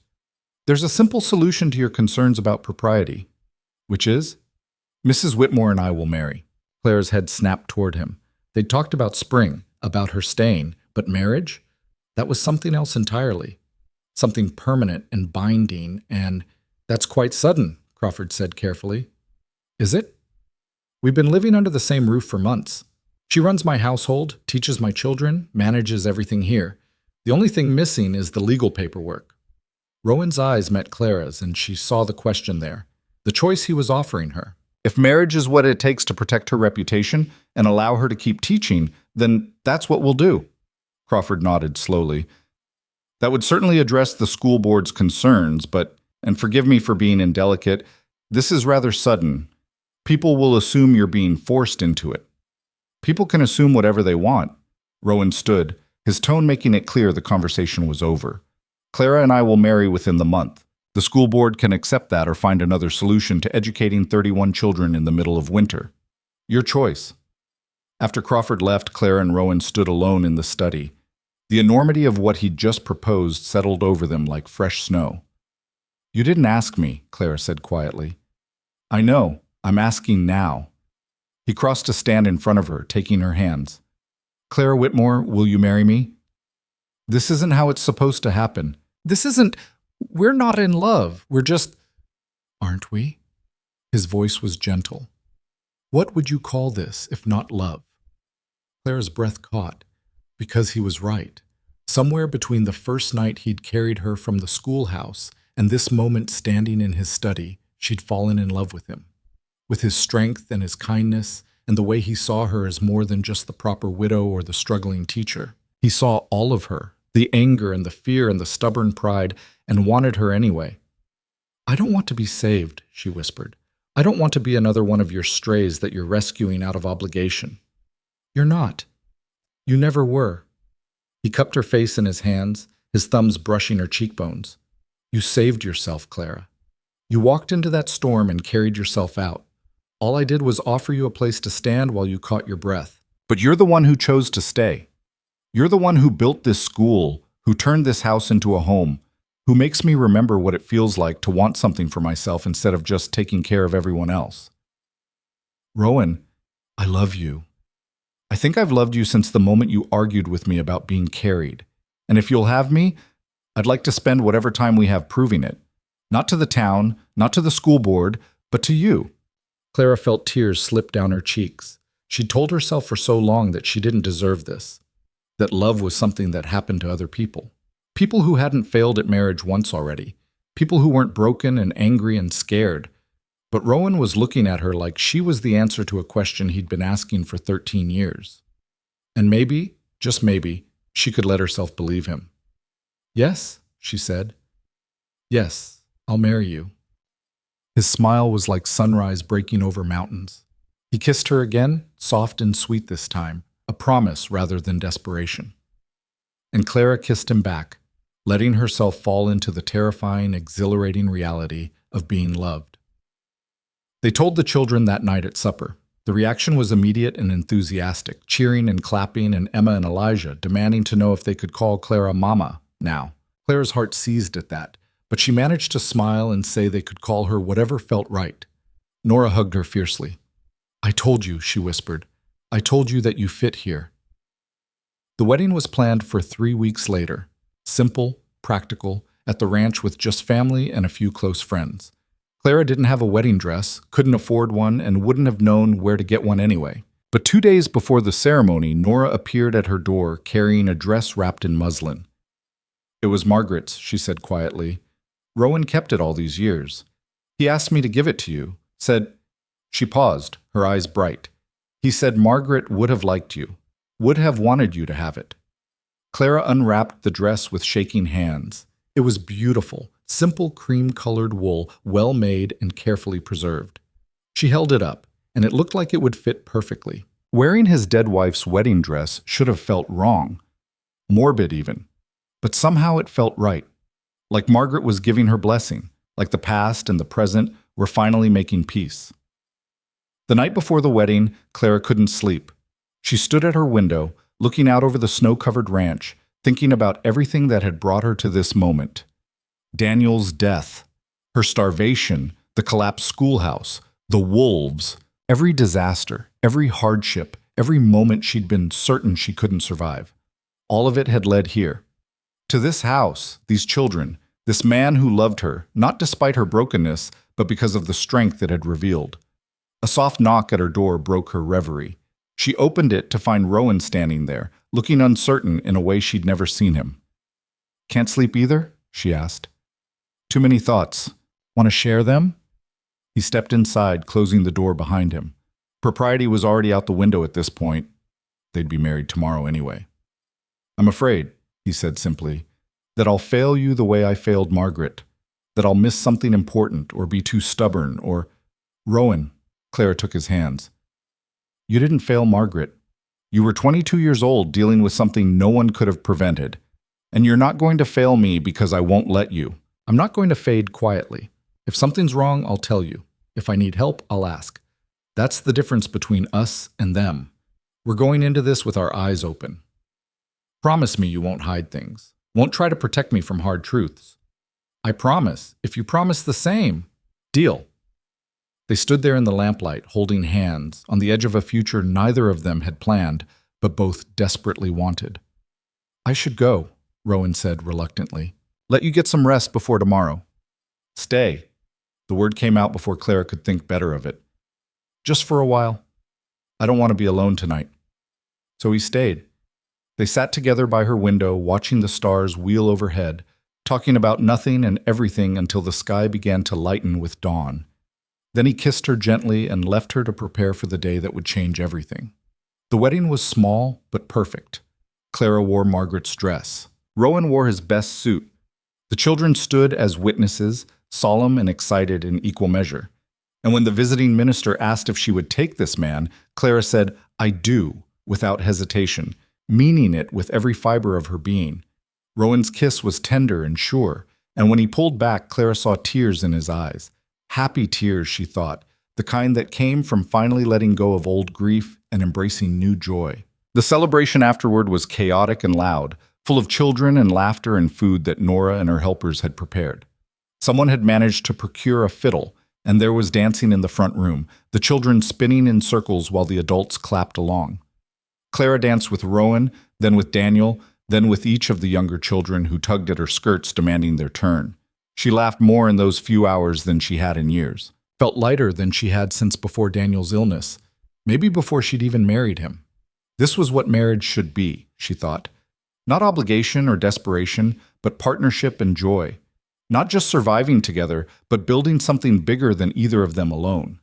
As the evening wound down and the children were sent to bed, Clara found herself alone with Rowan in the hallway outside her room. Their room now, she corrected herself. Everything had changed with 3 words and a kiss. "No regrets?" he asked, his hand warm in hers. "None." "You?" "Not a single one." He led her inside and closed the door, and Clara stepped fully into her new life, not as someone's widow or someone's teacher or someone's burden, but as herself, whole and valued, and finally home. The first weeks of marriage passed in a blur of adjustment and discovery. Clara moved her belongings from the small east room into Rowan's larger quarters at the front of the house, a space that now belonged to both of them. She learned the rhythm of sharing a bed with someone who didn't toss and turn through the night in fever dreams, learned the intimacy of morning conversations before the children woke, of stolen moments in the hallway between lessons, of falling asleep with Rowan's arm around her waist, and waking to find him watching her with an expression that still made her breath catch. The children adapted quickly, as children do. Emma and Elijah had started calling her Mama within days of the wedding, and the title had spread through the younger students until even some of the town children began using it without thinking. Clara didn't correct them. It felt right in a way that terrified and thrilled her in equal measure. But not everything was easy. The town's reaction to the marriage ranged from grudging acceptance to outright disapproval. Mrs. Henderson made a point of mentioning how quickly Clara had moved on from Daniel's memory. Mr. Crawford suggested, not so subtly, that perhaps the school arrangement should end now that Mrs. Vale had other responsibilities to attend to. Clara ignored them all and kept teaching, because that was who she was, not just Rowan's wife or the children's mother figure, but a teacher who believed in the transformative power of education. And the children under her care were thriving in ways that made every whispered criticism worth enduring. It was mid-March when the letter arrived. Clara was in the classroom working with the middle group on long division when Rowan appeared in the doorway, his expression unreadable. He held a sealed envelope in his hand, and something about the way he gripped it made Clara's stomach tighten. "Can you step out for a moment?" he asked quietly. She handed supervision to Daniel and followed Rowan into the hallway. He closed the classroom door behind them, ensuring privacy, then held out the letter. "This came from Daniel's lawyer in town. It's addressed to you." Clara took it with trembling fingers. She hadn't heard from anyone connected to her late husband in months. The debts had been paid. Rowan had insisted on settling them shortly after their marriage, despite her protests, so there should have been no further business. She broke the seal and unfolded the paper. Read it once. Then again, her vision blurring as the words rearranged themselves into something impossible. "Clara?" Rowan's hand was on her elbow, steadying her. "What is it?" Daniel lied about more than the gambling. Her voice came out flat, emotionless. "There was no illness, or rather there was, but not the way he claimed." She handed him the letter, watched his face darken as he read the lawyer's careful explanation. How medical records had finally been located and reviewed. How Daniel Whitmore's decline had been largely self-inflicted, drinking to excess, neglecting his health, inventing symptoms to explain away the consequences of his choices. How the various doctors had been treating different fabricated conditions because Daniel had never told any of them the truth about the others. He was drunk, Clara said, the words tasting like poison. Most of the time toward the end, he was just drunk, and I thought he was dying. I sold everything we had. I starved myself. I sacrificed years of my life trying to save a man who was killing himself deliberately while lying to my face about it. The rage that swept through her was so intense it made her dizzy. She'd mourned Daniel, had carried guilt about not being a good enough wife, about not noticing the debts, about not doing more to help him. And all of it had been based on lies. "I want to burn his things," she said suddenly. "Everything I kept from the house. The letters, the books, the watch I couldn't bring myself to sell. I want to burn all of it." Rowan didn't argue, didn't try to talk her out of it or suggest she process her feelings more carefully. He just took her hand and led her to their room, where the small trunk of Daniel's belongings sat in the corner, unopened since she'd moved in. Together they carried it outside. The children were at afternoon lessons, the ranch hands occupied with their work. Clara knelt in the snow and opened the trunk, pulling out each item with hands that shook with fury. Letters full of empty promises. Books with dedications she'd once thought romantic. The pocket watch that had belonged to his father, that she'd kept thinking his family might want it someday. She piled it all in the snow. Rowan brought kindling and lamp oil, his movements methodical and sure. When everything was ready, he handed her the matches. "You don't have to explain this to anyone," he said quietly, "not even to me. If you need to burn it, burn it.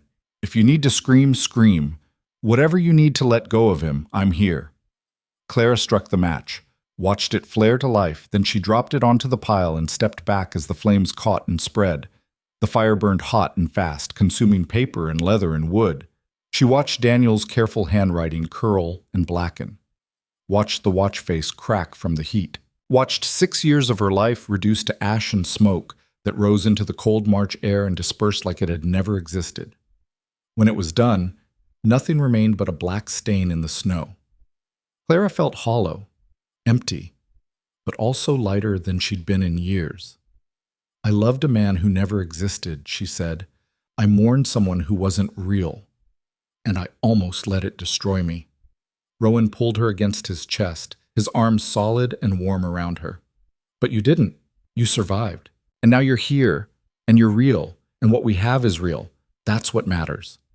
Clara clung to him, letting herself feel the full weight of what she'd lost and what she'd found. The life she'd thought she wanted versus the one she'd stumbled into. The difference between obligation and choice. "Thank you," she whispered into his coat, "for not trying to fix this. For just letting me be angry." "You have every right to be angry. What he did to you," Rowan's voice went hard. "If he wasn't already dead, I'd kill him myself for it." The fierce protectiveness in his tone should have alarmed her. Instead, it made her feel valued in a way she'd never experienced. Like her pain mattered. Like she mattered beyond what she could do or provide or sacrifice. They stood there until the fire died completely and the ashes cooled. Then they went back inside together, and Clara returned to her classroom with her shoulders straighter and her heart lighter than it had been in longer than she could remember. But the revelation about Daniel had consequences neither of them anticipated. That evening, after the children were in bed, Clara sat in Rowan's study going through papers related to her first marriage. The lawyer's letter had mentioned other documents, bills of sale, loan agreements, property transfers. She'd never looked at them carefully before, too overwhelmed by grief and debt to parse the details. Now she spread them across the desk, forcing herself to examine what Daniel had actually done. The house had been mortgaged 3 separate times, each loan taken without her knowledge. The land his family had owned had been sold piecemeal to pay gambling debts, again without consulting her. And there, at the bottom of the stack, was a document she'd never seen before. A life insurance policy, taken out on Daniel 2 years before his death, with Clara listed as the beneficiary. Her hands went numb.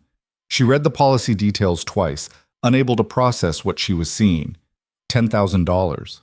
A fortune. Money that should have been paid out when Daniel died. Money that would have solved every problem, cleared every debt, given her security for years. money she'd never received. "Rowan," her voice came out strangled. "Rowan, you need to see this." He came immediately, reading over her shoulder. She felt him go still as he processed the implications. "Did you ever receive notice of this policy?" he asked carefully. "Never. I didn't even know it existed." Clara's mind was racing. Where did the money go? Why wasn't I notified? There has to be a record. Insurance companies don't just lose track of $10,000. Rowan was already moving, pulling on his coat. "I'm riding to town, now. It's dark, the road's I don't care. Someone owes you answers, and I'm going to get them." Clara grabbed her own coat. "Then I'm coming with you." They rode through the night, pushing the horses as fast as they dared on the snow-packed roads. The moon was bright enough to see by, and the temperature had risen slightly, a hint of the coming thaw. Clara's mind churned with possibilities, each worse than the last. Had Daniel canceled the policy without telling her? Had someone stolen the payout? Had the insurance company made an error? They reached town just before midnight. The banker's house was dark, but Rowan pounded on the door until a light appeared in an upper window. Crawford appeared a few minutes later, bleary-eyed and irritated, his nightshirt tucked hastily into trousers. "Vale? Mrs. Vale? What in heaven's name? We need access to the bank records." Rowan's tone made it clear this wasn't a request. "Now." "It's the middle of the night. Whatever this is, it can wait until morning." "No, it can't." Clara stepped forward, holding out the insurance policy. "My husband had a life insurance policy worth $10,000. I was never notified of his death by the insurance company, never received a payout, never even knew it existed, and I want to know why." Crawford's face went carefully blank. "Mrs. Vale, I'm sure there's an explanation. Then let's find it, together, right now." Something in Clara's voice must have convinced him she wasn't leaving without answers. He sighed, nodded, and led them through the dark streets to the bank. The records were there, filed carefully in the vault, and the truth they revealed was worse than anything Clara had imagined. The insurance payout had been made. $10,000 paid to the beneficiary listed on the policy. But the beneficiary wasn't Clara Whitmore. According to the amended documents filed 3 months before Daniel's death, the beneficiary was someone else entirely. Margaret Turner, a woman Clara had never heard of. "Who is she?" Clara's voice was barely above a whisper. Crawford wouldn't meet her eyes. "Mrs. Vale, perhaps we should discuss this in the morning when you've had time to—" "Who is she?" Clara's hand slammed down on the desk, and both men jumped. "Tell me right now, or I swear I will tear this building apart looking for answers myself." Crawford sagged. "She runs a boarding house in Cheyenne. Or she did. I believe she's moved since then." "And her connection to my husband?" The silence that followed told Clara everything she needed to know.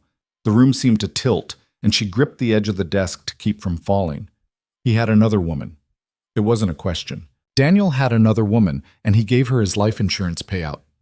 "Mrs. Vale, I don't know the details of your husband's personal arrangements, but you knew." Clara's eyes burned into Crawford's. "You knew about this policy, knew the beneficiary had been changed, knew I was starving myself to pay his debts while $10,000 sat in another woman's account, and you said nothing." "It wasn't my place to interfere in private matters." "Private matters?" Clara's laugh was harsh and brittle. "You let me believe I was penniless. Let me sell everything I owned. Let me collapse from starvation in front of my students. And you call that not interfering?" "Clara." Rowan's hand was on her shoulder, gentle but firm. "Let's go home. We'll deal with this properly in the morning." But Clara wasn't done. She turned to Crawford, and when she spoke, her voice was ice. "I want that money. All of it. I don't care where she is or what she did with it. That policy was in my husband's name. I was his legal wife, and the change of beneficiary was made without my knowledge or consent, which means it's fraud, and I want it corrected." Crawford shifted uncomfortably. "Mrs. Vale, even if that's true, the woman in question has likely spent the money by now. It's been months. Then she can sell her boarding house to pay me back, or her possessions, or her jewelry, or whatever else she bought with my money." Clara leaned forward. "And if she can't pay it all back, then you will, because you facilitated this transaction knowing it was improper, and that makes you complicit." "That's not how the law works." "Then we'll find out, won't we? because I'm going to hire the best lawyer I can find, and we're going to pursue this until someone pays what's owed. I'm done being the person everyone takes advantage of because they think I'm too weak or too proper or too grief-stricken to fight back. She turned and walked out of the bank, Rowan close behind her. Outside, the night air was cold against her flushed cheeks. She was shaking, not with fear or sadness, but with pure cleansing rage. I'm sorry. Rowan's voice was quiet. For what? For what he did to you. For all of it. Clara turned to face him. Don't apologize for Daniel's sins. They're not yours to carry. She paused, feeling something shift inside her chest. All this time, I thought I'd failed him somehow, that if I'd been a better wife, he wouldn't have gambled, wouldn't have lied, wouldn't have died leaving me in ruins. But it wasn't about me at all. He was just a bad man. A selfish, lying, cruel man who used me and discarded me, and I'm done carrying his ghost. What do you want to do? I want to fight. For the first time in my life, I want to stop accepting what I'm given and demand what I deserve. She met his eyes. Will you help me? Rowan's smile was fierce. Always. They hired a lawyer from Laramie, a sharp-eyed woman named Catherine Mills, who specialized in cases of fraud and financial misconduct. She reviewed the documents, interviewed Clara about her marriage, and within 2 weeks had filed suit against both the insurance company and Margaret Turner. The case attracted attention. A widow fighting for her rightful inheritance. A respected banker implicated in improper dealings. A dead man's secrets exposed for all the territory to see. The town that had whispered about Clara's hasty remarriage suddenly had much more interesting things to discuss. The trial took place in early April, just as the snow was beginning to melt, and the first hints of spring appeared in the valley. Clara sat in the courtroom, Rowan beside her, and listened as Catherine Mills methodically destroyed every defense the insurance company tried to mount. The policy had been Daniel's. Clara had been the original beneficiary. The change had been made without her knowledge or consent. Daniel had forged her signature on the amendment forms, and the insurance company had failed to verify the change or notify Clara of her husband's death because doing so would have revealed the fraud. The judge, an older man with steel-gray hair and no patience for deception, ruled in Clara's favor. The insurance company was ordered to pay the full $10,000 plus interest. Margaret Turner was ordered to return any remaining funds, and if she couldn't, her assets would be seized and sold to satisfy the debt. Clara walked out of that courtroom $10,000 richer and feeling lighter than she had in years, not because of the money, though that would certainly help, but because she'd fought and won, had stood up for herself in a way she'd never been able to do when Daniel was alive. What will you do with it? Rowan asked as they rode back to the ranch. Claire had been thinking about that question for weeks. I want to build a real school, not just a room in your house or a temporary arrangement, a proper building with space for all the children in the valley, with books and supplies and everything they need to learn. That's going to cost more than $10,000. I know, but it's a start. She looked at him. And I was hoping you might want to invest in the project, as a partner. Rowan was quiet for a long moment. Then he said, on one condition. What's that? You let me handle the construction and funding. You focus on being the teacher you were always meant to be.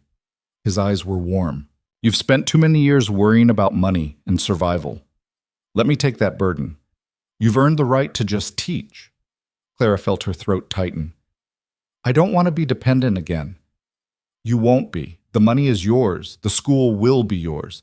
I'm just offering to help build something that matters to both of us. He paused. Consider it my contribution to our children's future, the ones we have now and the ones we might have someday.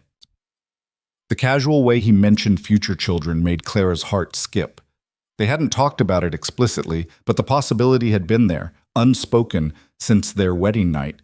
The idea of carrying Rowan's child, of building a family that was truly theirs. I'd like that, she said softly. All of it. The school, the partnership, the future. They began planning immediately. Rowan consulted with builders and architects. Clara designed the curriculum and made lists of supplies. They found a plot of land halfway between the ranch and town, neutral territory that would serve the entire valley. The school board, chastened by the trial and the revelation of Crawford's complicity, approved the project unanimously. Even Mrs. Henderson, who'd been so quick to judge Clara's choices, donated money toward the building fund. Construction began in May. Just as the last of the snow melted and the valley turned green, Clara watched the foundation go in. The walls rise, the roof take shape.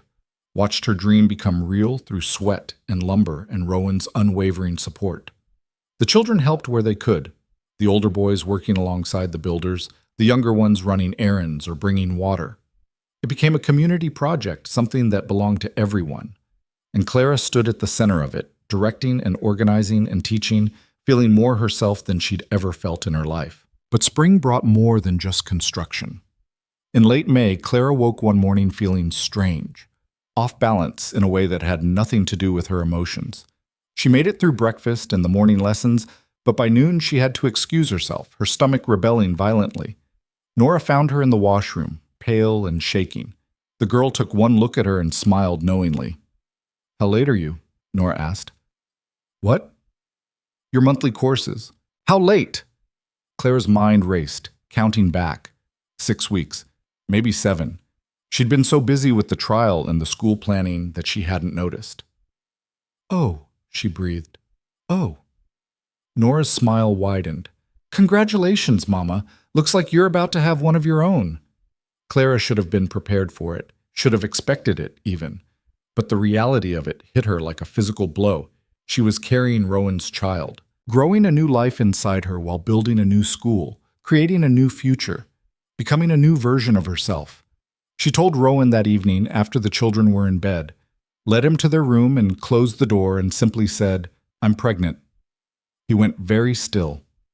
Then his face broke into the widest smile she'd ever seen from him, and he swept her up in his arms, spinning her around until she laughed and begged him to stop before she was sick again. "A baby," he said wonderingly, setting her down gently and placing his hand on her still flat stomach.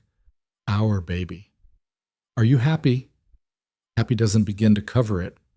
He kissed her, soft and reverent. Terrified, yes, but happy beyond words. They told the children the next morning. The announcement was met with cheers and questions. Would it be a boy or a girl? When would it arrive? Could they help pick names? Emma insisted the baby should be called Buttercup if it was a girl. Elijah countered with Dragon if it was a boy. The debate continued for days, making Clara laugh every time it resurfaced.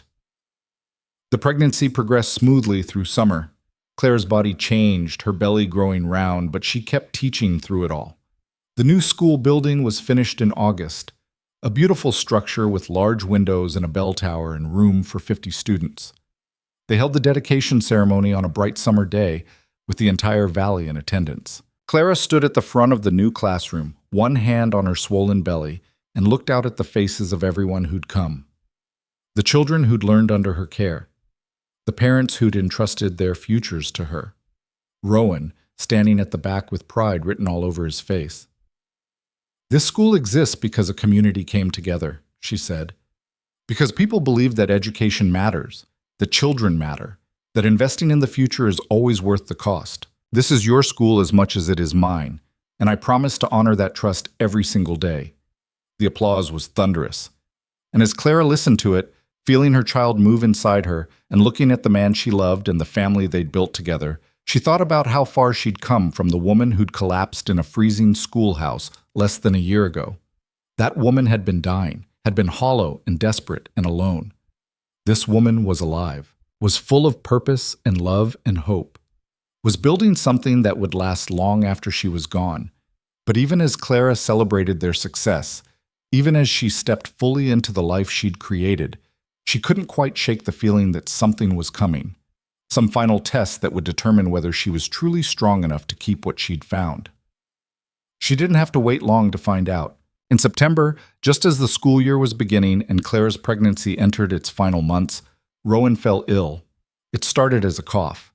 Nothing serious, just a cold brought on by working too long in the early autumn rain. But it didn't improve. Instead, it got worse, spreading to his chest, leaving him feverish and weak. Clara recognized the symptoms with growing horror. Pneumonia. The same illness that had killed Margaret all those years ago. The same illness that killed half the people it touched in the harsh Wyoming climate. "You're not leaving me," Clara said fiercely, sitting beside Rowan's bed and pressing a cool cloth to his burning forehead. "Do you hear me? You're not allowed to leave me." He managed a weak smile. Wasn't planning on it. But his fever climbed higher. His breathing grew labored. The doctor came and shook his head gravely, offering medicines that might help but making no promises. Clara sent the children to stay with neighbors, refusing to expose them to the sickness. Then she installed herself in Rowan's room and refused to leave. She'd lost Daniel to lies and weakness, and her own inability to see what was real. She'd lost years of her life to grief and obligation and other people's expectations. She would not lose Rowan, not to illness, not to fate, not to anything. He was hers, and she was his, and she would fight with everything she had to keep him alive. For 3 days she barely slept. She forced medicine down his throat when he was lucid enough to swallow. She bathed him with cool water when his fever spiked. She talked to him constantly, telling him about the baby, about the school, about their future together, reminding him of everything he had to live for. On the 4th night, his fever broke. Clara woke from an exhausted doze to find him watching her, his eyes clear for the first time in days. "You look terrible," he rasped. Clara burst into tears. Relief and exhaustion and the sheer terror of how close she'd come to losing him all crashed over her at once. She pressed her face against his chest and sobbed while he weakly stroked her hair. "I thought I'd lost you," she choked out. I know. I'm sorry." His voice was still rough, but stronger than it had been. "But I'm here. I'm not going anywhere." "You better not. Because if you die and leave me alone with 8 children and a baby on the way, I swear I'll find a way to bring you back just so I can kill you myself." He laughed, which turned into a cough. But it was a good sound. A living sound. Rowan's recovery was slow but steady. By October, he was back on his feet, still weak but determined to regain his strength. And in late October, on a crisp morning when the aspen leaves had turned gold and the air smelled of coming winter, Clara went into labor. It was fast and brutal and nothing like she'd imagined. But when it was over, when she held her daughter in her arms and looked down at that tiny, perfect face, Clara understood something she'd never quite grasped before. This was what love looked like. Not the careful affection she'd felt for Daniel, or even the passionate devotion she felt for Rowan. This was something bigger, fiercer, more consuming. This was the love that would make her walk through fire, that would give her the strength to survive anything, that would define the rest of her life. "She's beautiful," Rowan breathed, sitting beside Clara on the bed and gazing at their daughter with wonder. "She is. What should we name her?" They'd debated dozens of names over the months, but looking at her now, only one felt right. "Hope," Claire said. "Her name is Hope," because that's what she represented. Not just the future they'd built, but the triumph of choosing life over despair, of fighting for what mattered, of believing that even in the darkest winter, spring would eventually come. Hope Vale came into the world screaming her defiance at the cold October morning, and Clara loved her fiercely from that first breath. The baby had Rowan's dark hair and Clara's gray eyes, and a grip strong enough to make the midwife laugh when those tiny fingers wrapped around her thumb. "She's a fighter, this one," the midwife said, cleaning and swaddling the infant before placing her in Clara's arms. "Just like her mother." Clara looked down at her daughter and felt something fundamental shift inside her chest. This child would never know hunger the way Clara had, would never question her worth or accept less than she deserved, would grow up in a house full of love and noise and siblings who would protect her as fiercely as Clara and Rowan did. Rowan sat beside the bed, one arm around Clara, one finger captured in Hope's miniature fist, and Clara saw tears tracking down his face. Happy tears this time, not the desperate grief of loss, but the overwhelming joy of new beginnings. "Thank you," he whispered into Clara's hair, "for her, for all of this, for choosing to stay." "I didn't have a choice," Clara said truthfully. "My heart made the decision long before my head caught up." The children were allowed in one at a time to meet their new sister. Emma and Elijah approached with wide eyes and careful hands, touching Hope's tiny fingers with wonder. Nora held the baby with practiced confidence, whispering promises about all the things she'd teach her. Daniel stood awkwardly at the bedside, clearly uncomfortable with the fragility of new life, but his eyes were soft when Hope's hand brushed his. Even the town children who'd returned to their families after the new school opened came to visit, bringing small gifts: a carved wooden rattle from Mr. Peterson's son, a knitted blanket from Mrs. Henderson's daughter. The same town that had judged Clara so harshly now celebrated her daughter's birth with genuine warmth. People change their minds, Rowan observed that evening after the last visitor had left and Hope slept peacefully in the cradle he'd built. When you give them time and proof. Or they just like babies more than complicated women, Clara said wryly. They like you. They respect you. The school proved that. He settled beside her on the bed, careful not to jostle her still healing body. You've taught half their children, fought for their education when the board would have let them fall through the cracks. They might have started out judging you, but that's not where they ended up. Clara wanted to believe him, wanted to accept that she'd earned her place in this community through work and dedication, rather than just being tolerated because of her marriage to Rowan. But old habits of self-doubt died hard. The first weeks with Hope were a blur of sleepless nights and constant feeding and the particular exhaustion that came with caring for an infant while recovering from childbirth. But Clara had help this time in ways she never would have imagined a year ago. Nora took over the household management without being asked. The older girls from the school came by to help with laundry and cooking, and Rowan proved surprisingly competent with a baby, walking Hope through the house at 3 a.m. when she wouldn't settle, singing off-key lullabies that somehow worked better than Clara's more musical attempts. "You're good at this," Clara told him one night, watching him change Hope's diaper with steady hands. "I've had practice." Emma and Elijah were barely a year old when they came to me. He fastened the clean diaper and lifted Hope against his shoulder, patting her back gently. "Besides, she's easy compared to a barn full of horses." "Did you just compare our daughter to livestock?" "I'm saying she's less likely to kick me." He grinned, and Clara threw a pillow at him, laughing despite her exhaustion. These were the moments she treasured most. The quiet domesticity of their life together, so different from the careful distance she'd maintained with Daniel. Rowan was a partner in every sense, sharing the work, sharing the decisions, sharing the joy and the burden of building a life together. He didn't expect her to serve him, or defer to him, or sacrifice herself for his comfort. He just expected her to be herself, fully and completely. It was the most radical gift anyone had ever given her. By December, Clara was back to teaching 3 days a week, with Hope bundled in a basket beside her desk, and Nora watching the baby when Clara needed both hands for demonstrations. The new school had become the heart of the valley, a place where children came not just to learn reading and arithmetic, but to develop critical thinking and curiosity and the confidence to question the world around them. Clara taught them science and history and geography, but she also taught them to argue respectfully, to defend their opinions with evidence, to change their minds when presented with better information. She taught the girls that their minds were just as sharp as the boys. She taught the boys that strength came in many forms, not just physical prowess. She taught all of them that education was the key to freedom, from poverty, from limited thinking, from the small, cramped futures that frontier life often imposed. "You're raising a generation of troublemakers," Mr. Peterson said one afternoon, picking up his sons after class. But he was smiling when he said it. "My eldest came home yesterday arguing about whether Wyoming should allow women to vote, cited 3 different sources to support his position." "And what position was that?" Clara asked, amused. "That women should absolutely vote since they have to live with the consequences of elections just as much as men do."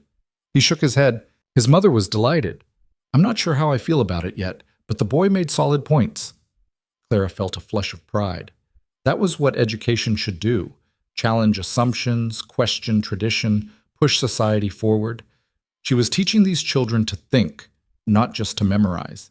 And in doing so, she was shaping the future of the entire valley. Winter settled over Wyoming with its usual ferocity, but this year Clara watched it from the warmth of a full house, a full table, and a full heart. The memories of last winter, the cold schoolhouse, the empty cupboards, the desperate hunger, felt like they belonged to someone else entirely. That woman had been a ghost, surviving but not truly living. This woman was alive in every sense of the word. In January, a letter arrived that threatened to shatter that peace. It was from Margaret Turner, the woman who'd received Daniel's insurance payout. Clara recognized the name on the envelope and felt her stomach drop. She'd spent months trying to locate the woman after the trial, but Margaret had seemingly disappeared. The money had never been recovered. She'd spent it, or hidden it, or fled with it to parts unknown. Clara opened the letter with shaking hands, Rowan reading over her shoulder. The contents were unexpected. Margaret didn't beg for forgiveness or make excuses. Instead, she offered something like an explanation. She'd met Daniel 3 years into his marriage to Clara. He'd been gambling at an establishment she worked at, losing money he didn't have, drinking too much and telling stories about his unhappy marriage to a woman who didn't understand him. Margaret had been young and stupid and believed his lies about planning to leave Clara, about them building a life together once he settled his affairs. The affair had continued for 2 years. Daniel had promised marriage, promised a future, promised everything except the truth, that he was bleeding his legitimate wife dry to fund his other life. When he'd changed the insurance beneficiary, Margaret had thought it was proof of his commitment. When he died, she'd collected the money believing she was entitled to it as his true love. But 6 months ago, she'd learned the full truth about Clara's starvation, about the debts, about the lies Daniel had told everyone, and she'd realized she'd been as much a victim of his deception as Clara had been. The letter concluded with an offer. Margaret couldn't return the full amount. Most of it was gone, spent on the boarding house and living expenses. But she could return $3,000, all she had left. She'd send it if Clara wanted it. No lawyers, no courts, just one woman trying to make things right with another. Clara read the letter twice, then set it down carefully on the table. She felt Rowan's hand on her shoulder, steady and reassuring. "What do you want to do?" he asked quietly. Clara thought about it, about Daniel and his lies, about the anger she'd carried for months, about the justice she'd fought so hard to achieve. She thought about Margaret Turner, young and foolish and believing a married man's promises, about how they'd both been trapped in Daniel's web of deception, both used and discarded. "I want the money," Clara said finally. "Not for revenge, but because it's mine and we can use it, for the school or the children's futures or whatever else we need." She paused. "But I also want to write back, to tell her I understand how he operated, that I don't blame her for believing him because I believed him too. You're more generous than most people would be." "I'm not generous. I'm just tired of carrying anger." Clara leaned back against Rowan's chest, feeling his arms come around her. "Daniel's dead. He can't hurt either of us anymore, and holding on to hatred just gives him power he doesn't deserve." She wrote the letter that evening, choosing her words carefully. She accepted the money because it was rightfully hers, but she also offered something unexpected, understanding and a strange kind of forgiveness. Not for the affair or the fraud, but for being human enough to believe in false promises and foolish enough to trust a liar. The money arrived 6 weeks later with a brief note from Margaret thanking Clara for her grace. Clara deposited it in the school fund and tried not to think too hard about the twisted path that money had taken before finally serving its intended purpose. Spring arrived slowly that year, the snow reluctant to release its grip on the valley. But when it finally came, it came all at once. The ice breaking on the river, the grass pushing through the mud, the trees budding with that first fragile green that meant winter was truly over. The children planted a garden behind the school, learning about growth and seasons and the patience required to nurture living things. Hope was 6 months old, sitting up on her own and grabbing at everything within reach. Emma and Elijah had learned to read well enough to sound out simple books. Daniel was talking about studying engineering when he was old enough. Nora had started teaching the younger students on the days Clara couldn't be there, showing a gift for instruction that made Clara think about training her formally. Everything was growing, changing, becoming what it was meant to be. In April, on a morning when the air smelled of wet earth and new grass, Clara stood at the window of the school, watching her students play during their midday break. She saw children from town mixing with children from outlying ranches, saw the daughters of wealthy merchants playing beside the sons of ranch hands, saw a community forming around the shared belief that all children deserve the same opportunities regardless of birth or circumstance. "It's beautiful, isn't it?" Rowan's voice came from behind her. He'd ridden in to deliver supplies and stayed to watch the children. "It's everything I wanted," Clara admitted. "Everything I dreamed about when I first started teaching but thought I'd never achieve. You achieved it through sheer stubbornness and refusal to accept limitations." His arms came around her waist, pulling her back against his chest. "I'm in awe of you, Clara Vale, every single day." She turned in his embrace, looking up at the man who'd saved her life by offering her a chance to save herself. I couldn't have done any of this without you. Yes, you could have. You would have found a way. That's who you are. He kissed her forehead gently. But I'm glad I got to be part of it anyway. They stood there watching their students, their family, their future playing out in the spring sunshine. And Clara felt the last pieces of her old life finally fall away, leaving space for the woman she'd become. She was no longer Daniel Whitmore's widow, defined by his failures and her grief. She wasn't even just Rowan Vale's wife, though she loved him with an intensity that still surprised her. She was Clara Vale, teacher and mother and architect of her own destiny. She was someone who'd looked at despair and chosen hope instead, who'd faced impossible odds and won through stubbornness and strength and the simple refusal to surrender. The same town that had once pitied her now looked to her for leadership. The school board deferred to her judgment on educational matters. Parents sought her advice on their children's futures. She'd become a pillar of the community not through marriage or birth or luck, but through her own hard work and uncompromising standards. It was power of a kind she'd never imagined having, and she used it carefully, remembering what it felt like to be powerless, to be judged, to be found wanting through no fault of her own. That summer, the Valley held its first Independence Day celebration in the schoolyard. Tables were set up under the trees, laden with food brought by every family. Children raced through the grass while adults talked and laughed and watched the sun sink toward the mountains. There was music and dancing and a sense of community that felt both new and eternal. Clara stood with Hope on her hip, watching Rowan dance with Emma while Elijah tried to teach Daniel some complicated step he'd invented. Nora was showing the younger girls how to weave wildflowers into crowns. Samuel was demonstrating his rope tricks to an admiring audience. Everything was noise and color and life. "It's perfect, isn't it?" Mrs. Henderson appeared at Clara's elbow, her own grandchildren playing nearby. "What you've built here, the school, the community, all of it." Clara looked at the woman who'd once been her harshest critic and saw genuine warmth in her eyes. "Thank you. That means a great deal coming from you. I owe you an apology." Mrs. Henderson's voice was quiet but firm. "For the things I said last year, the judgments I made. I was wrong about you and Mr. Vale, wrong about everything, really. You were worried about propriety, about maintaining standards." Clara shifted Hope to her other hip. "I understand that impulse. Propriety isn't worth much when it costs children their education or good people their dignity." The older woman smiled slightly. "You taught me that, even if I was too stubborn to learn it quickly." They stood together in comfortable silence, watching the celebration unfold, and Clara thought about how much had changed in 18 months, how close she'd come to death, and how far she'd traveled from that desperate woman collapsing in a freezing schoolhouse. As evening fell and lanterns were lit around the yard, Rowan found Clara and pulled her into the dancing. Hope was passed to Nora's capable arms, and Clara let herself be swept into the simple joy of movement and music. She wasn't a particularly graceful dancer, never had been, but Rowan made her feel like she was floating. "Happy?" he asked, his mouth close to her ear. "Deliriously." "Good, because I have something to tell you." Clara pulled back to look at his face. "What is it?" "Daniel's been offered an apprenticeship with an engineering firm in Cheyenne, starting next year when he turns 15. Rowan's expression was complicated, pride and sadness mixed together. "He wants to accept, and I think he should." Clara felt her throat tighten. Daniel had been with them from the beginning, had helped build the school, had become part of their family.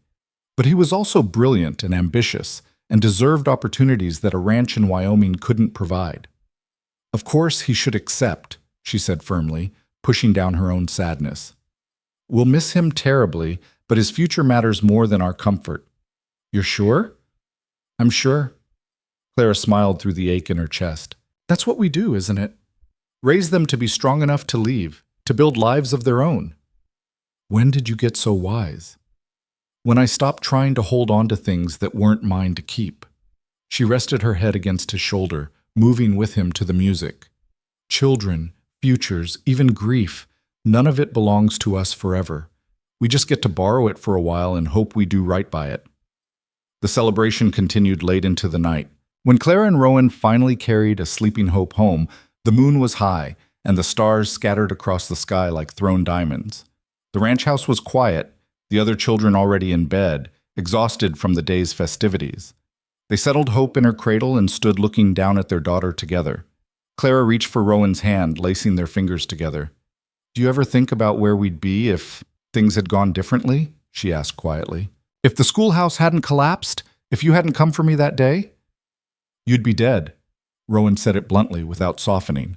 "And I'd still be going through the motions of living without actually being alive.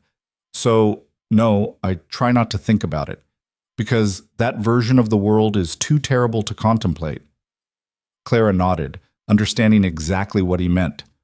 They'd saved each other in ways that had nothing to do with rescue and everything to do with recognition. He'd seen her fighting to survive and offered her tools to win that fight. She'd seen his loneliness and offered him partnership instead of dependence. Together, they'd built something neither could have achieved alone. The years that followed were full in the best possible way. The school thrived, expanding twice to accommodate growing enrollment.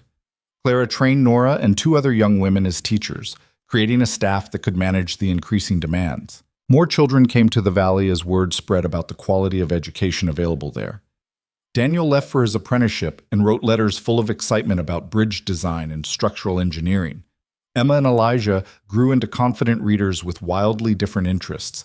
Emma loved poetry and stories, while Elijah preferred books about animals and nature.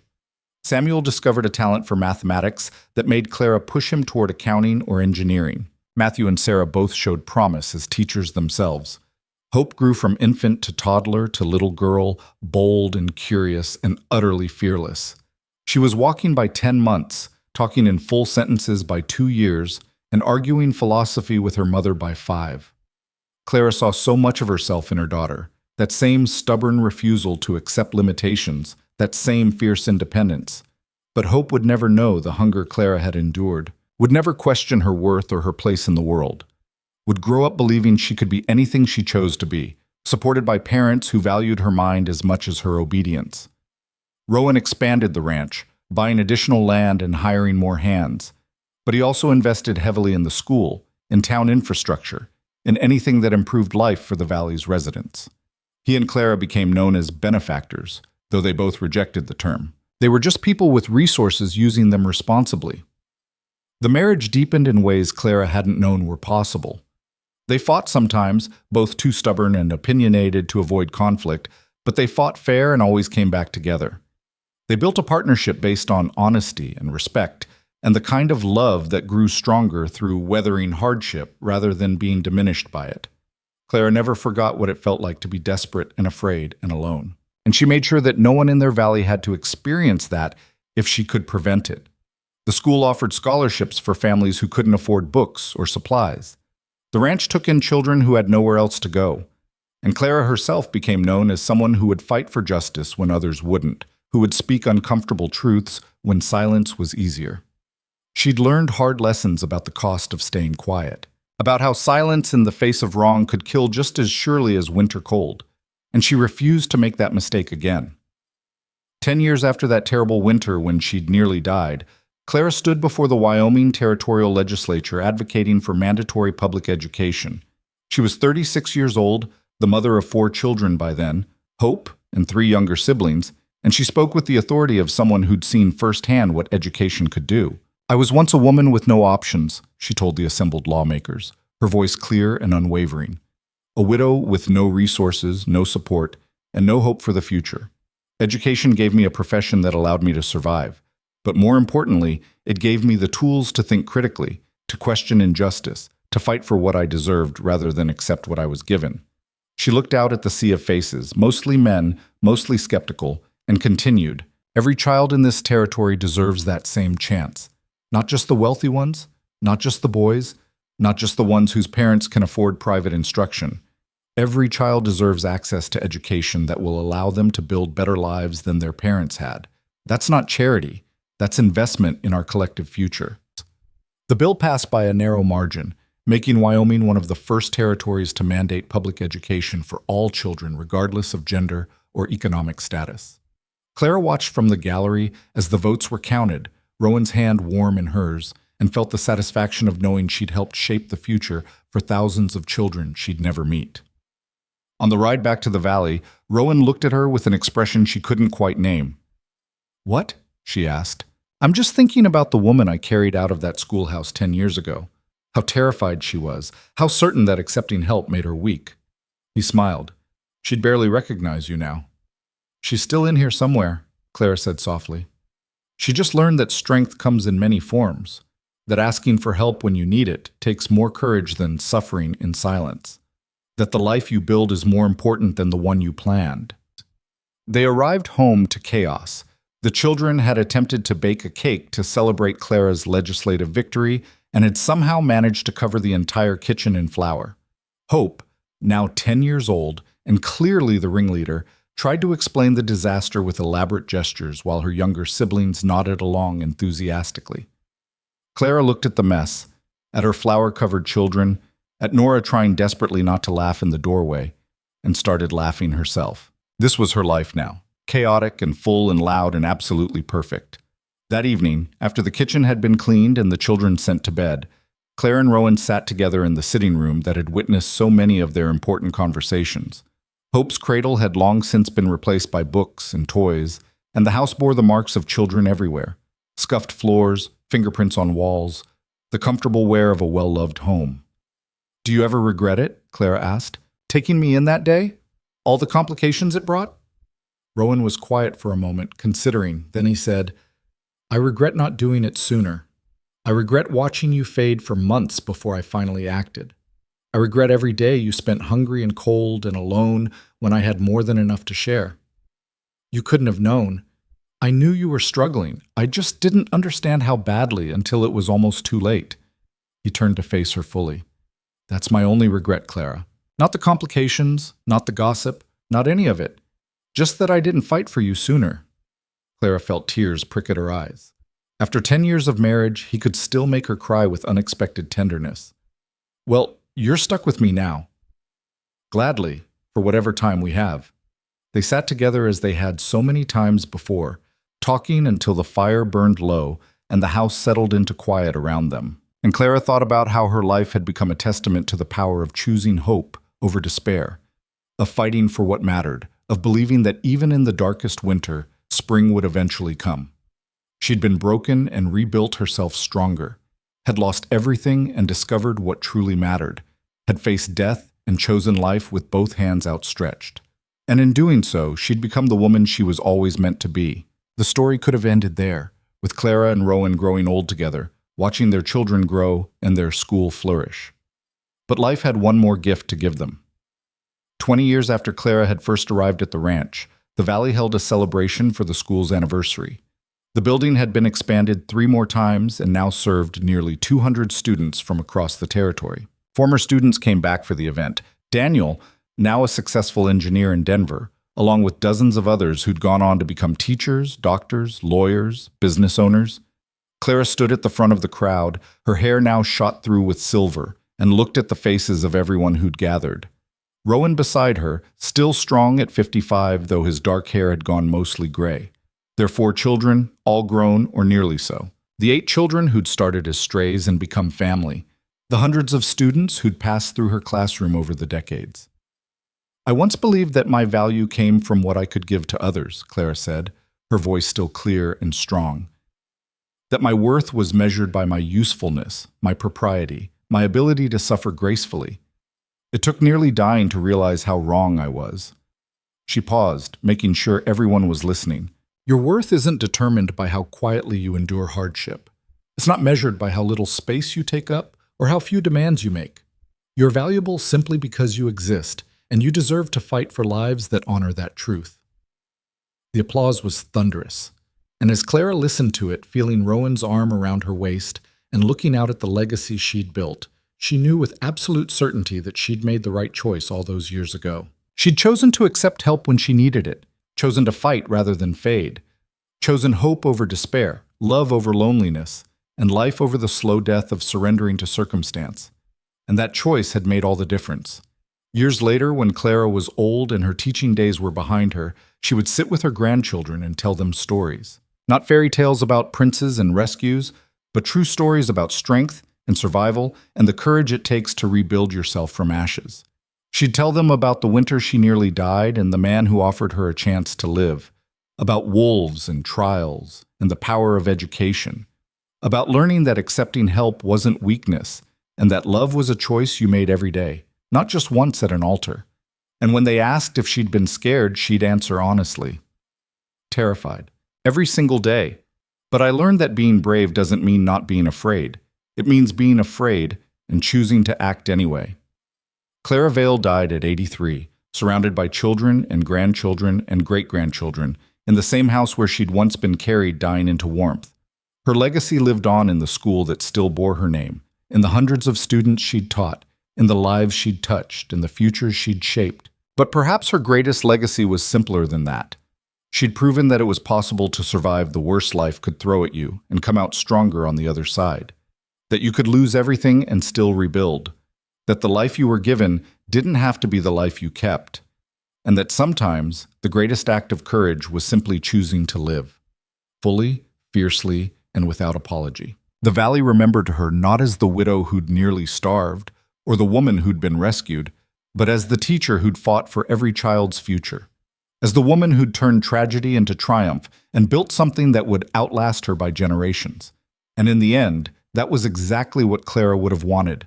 Not to be remembered for her suffering, but for what she'd built from it. Not for how she'd been saved, but for how she'd saved herself. The story of Clara Vale became legend in Wyoming territory and beyond. But the true magic wasn't in the dramatic rescues or courtroom battles or legislative victories, though those made for good telling. The true magic was in the quiet daily choice to keep building, keep fighting, keep believing that tomorrow could be better than today. It was in the moment she'd accepted Rowan's help instead of dying proud and alone. In the moment she'd run into danger to save 3 children. In the moment she'd burned Daniel's lies and chose truth instead. In every morning she woke up and decided that survival wasn't enough. She wanted to live. And she did live. Fully and loudly and with more love than she'd ever imagined possible. She built a school that changed hundreds of lives. She raised children who went into the world believing they could change it.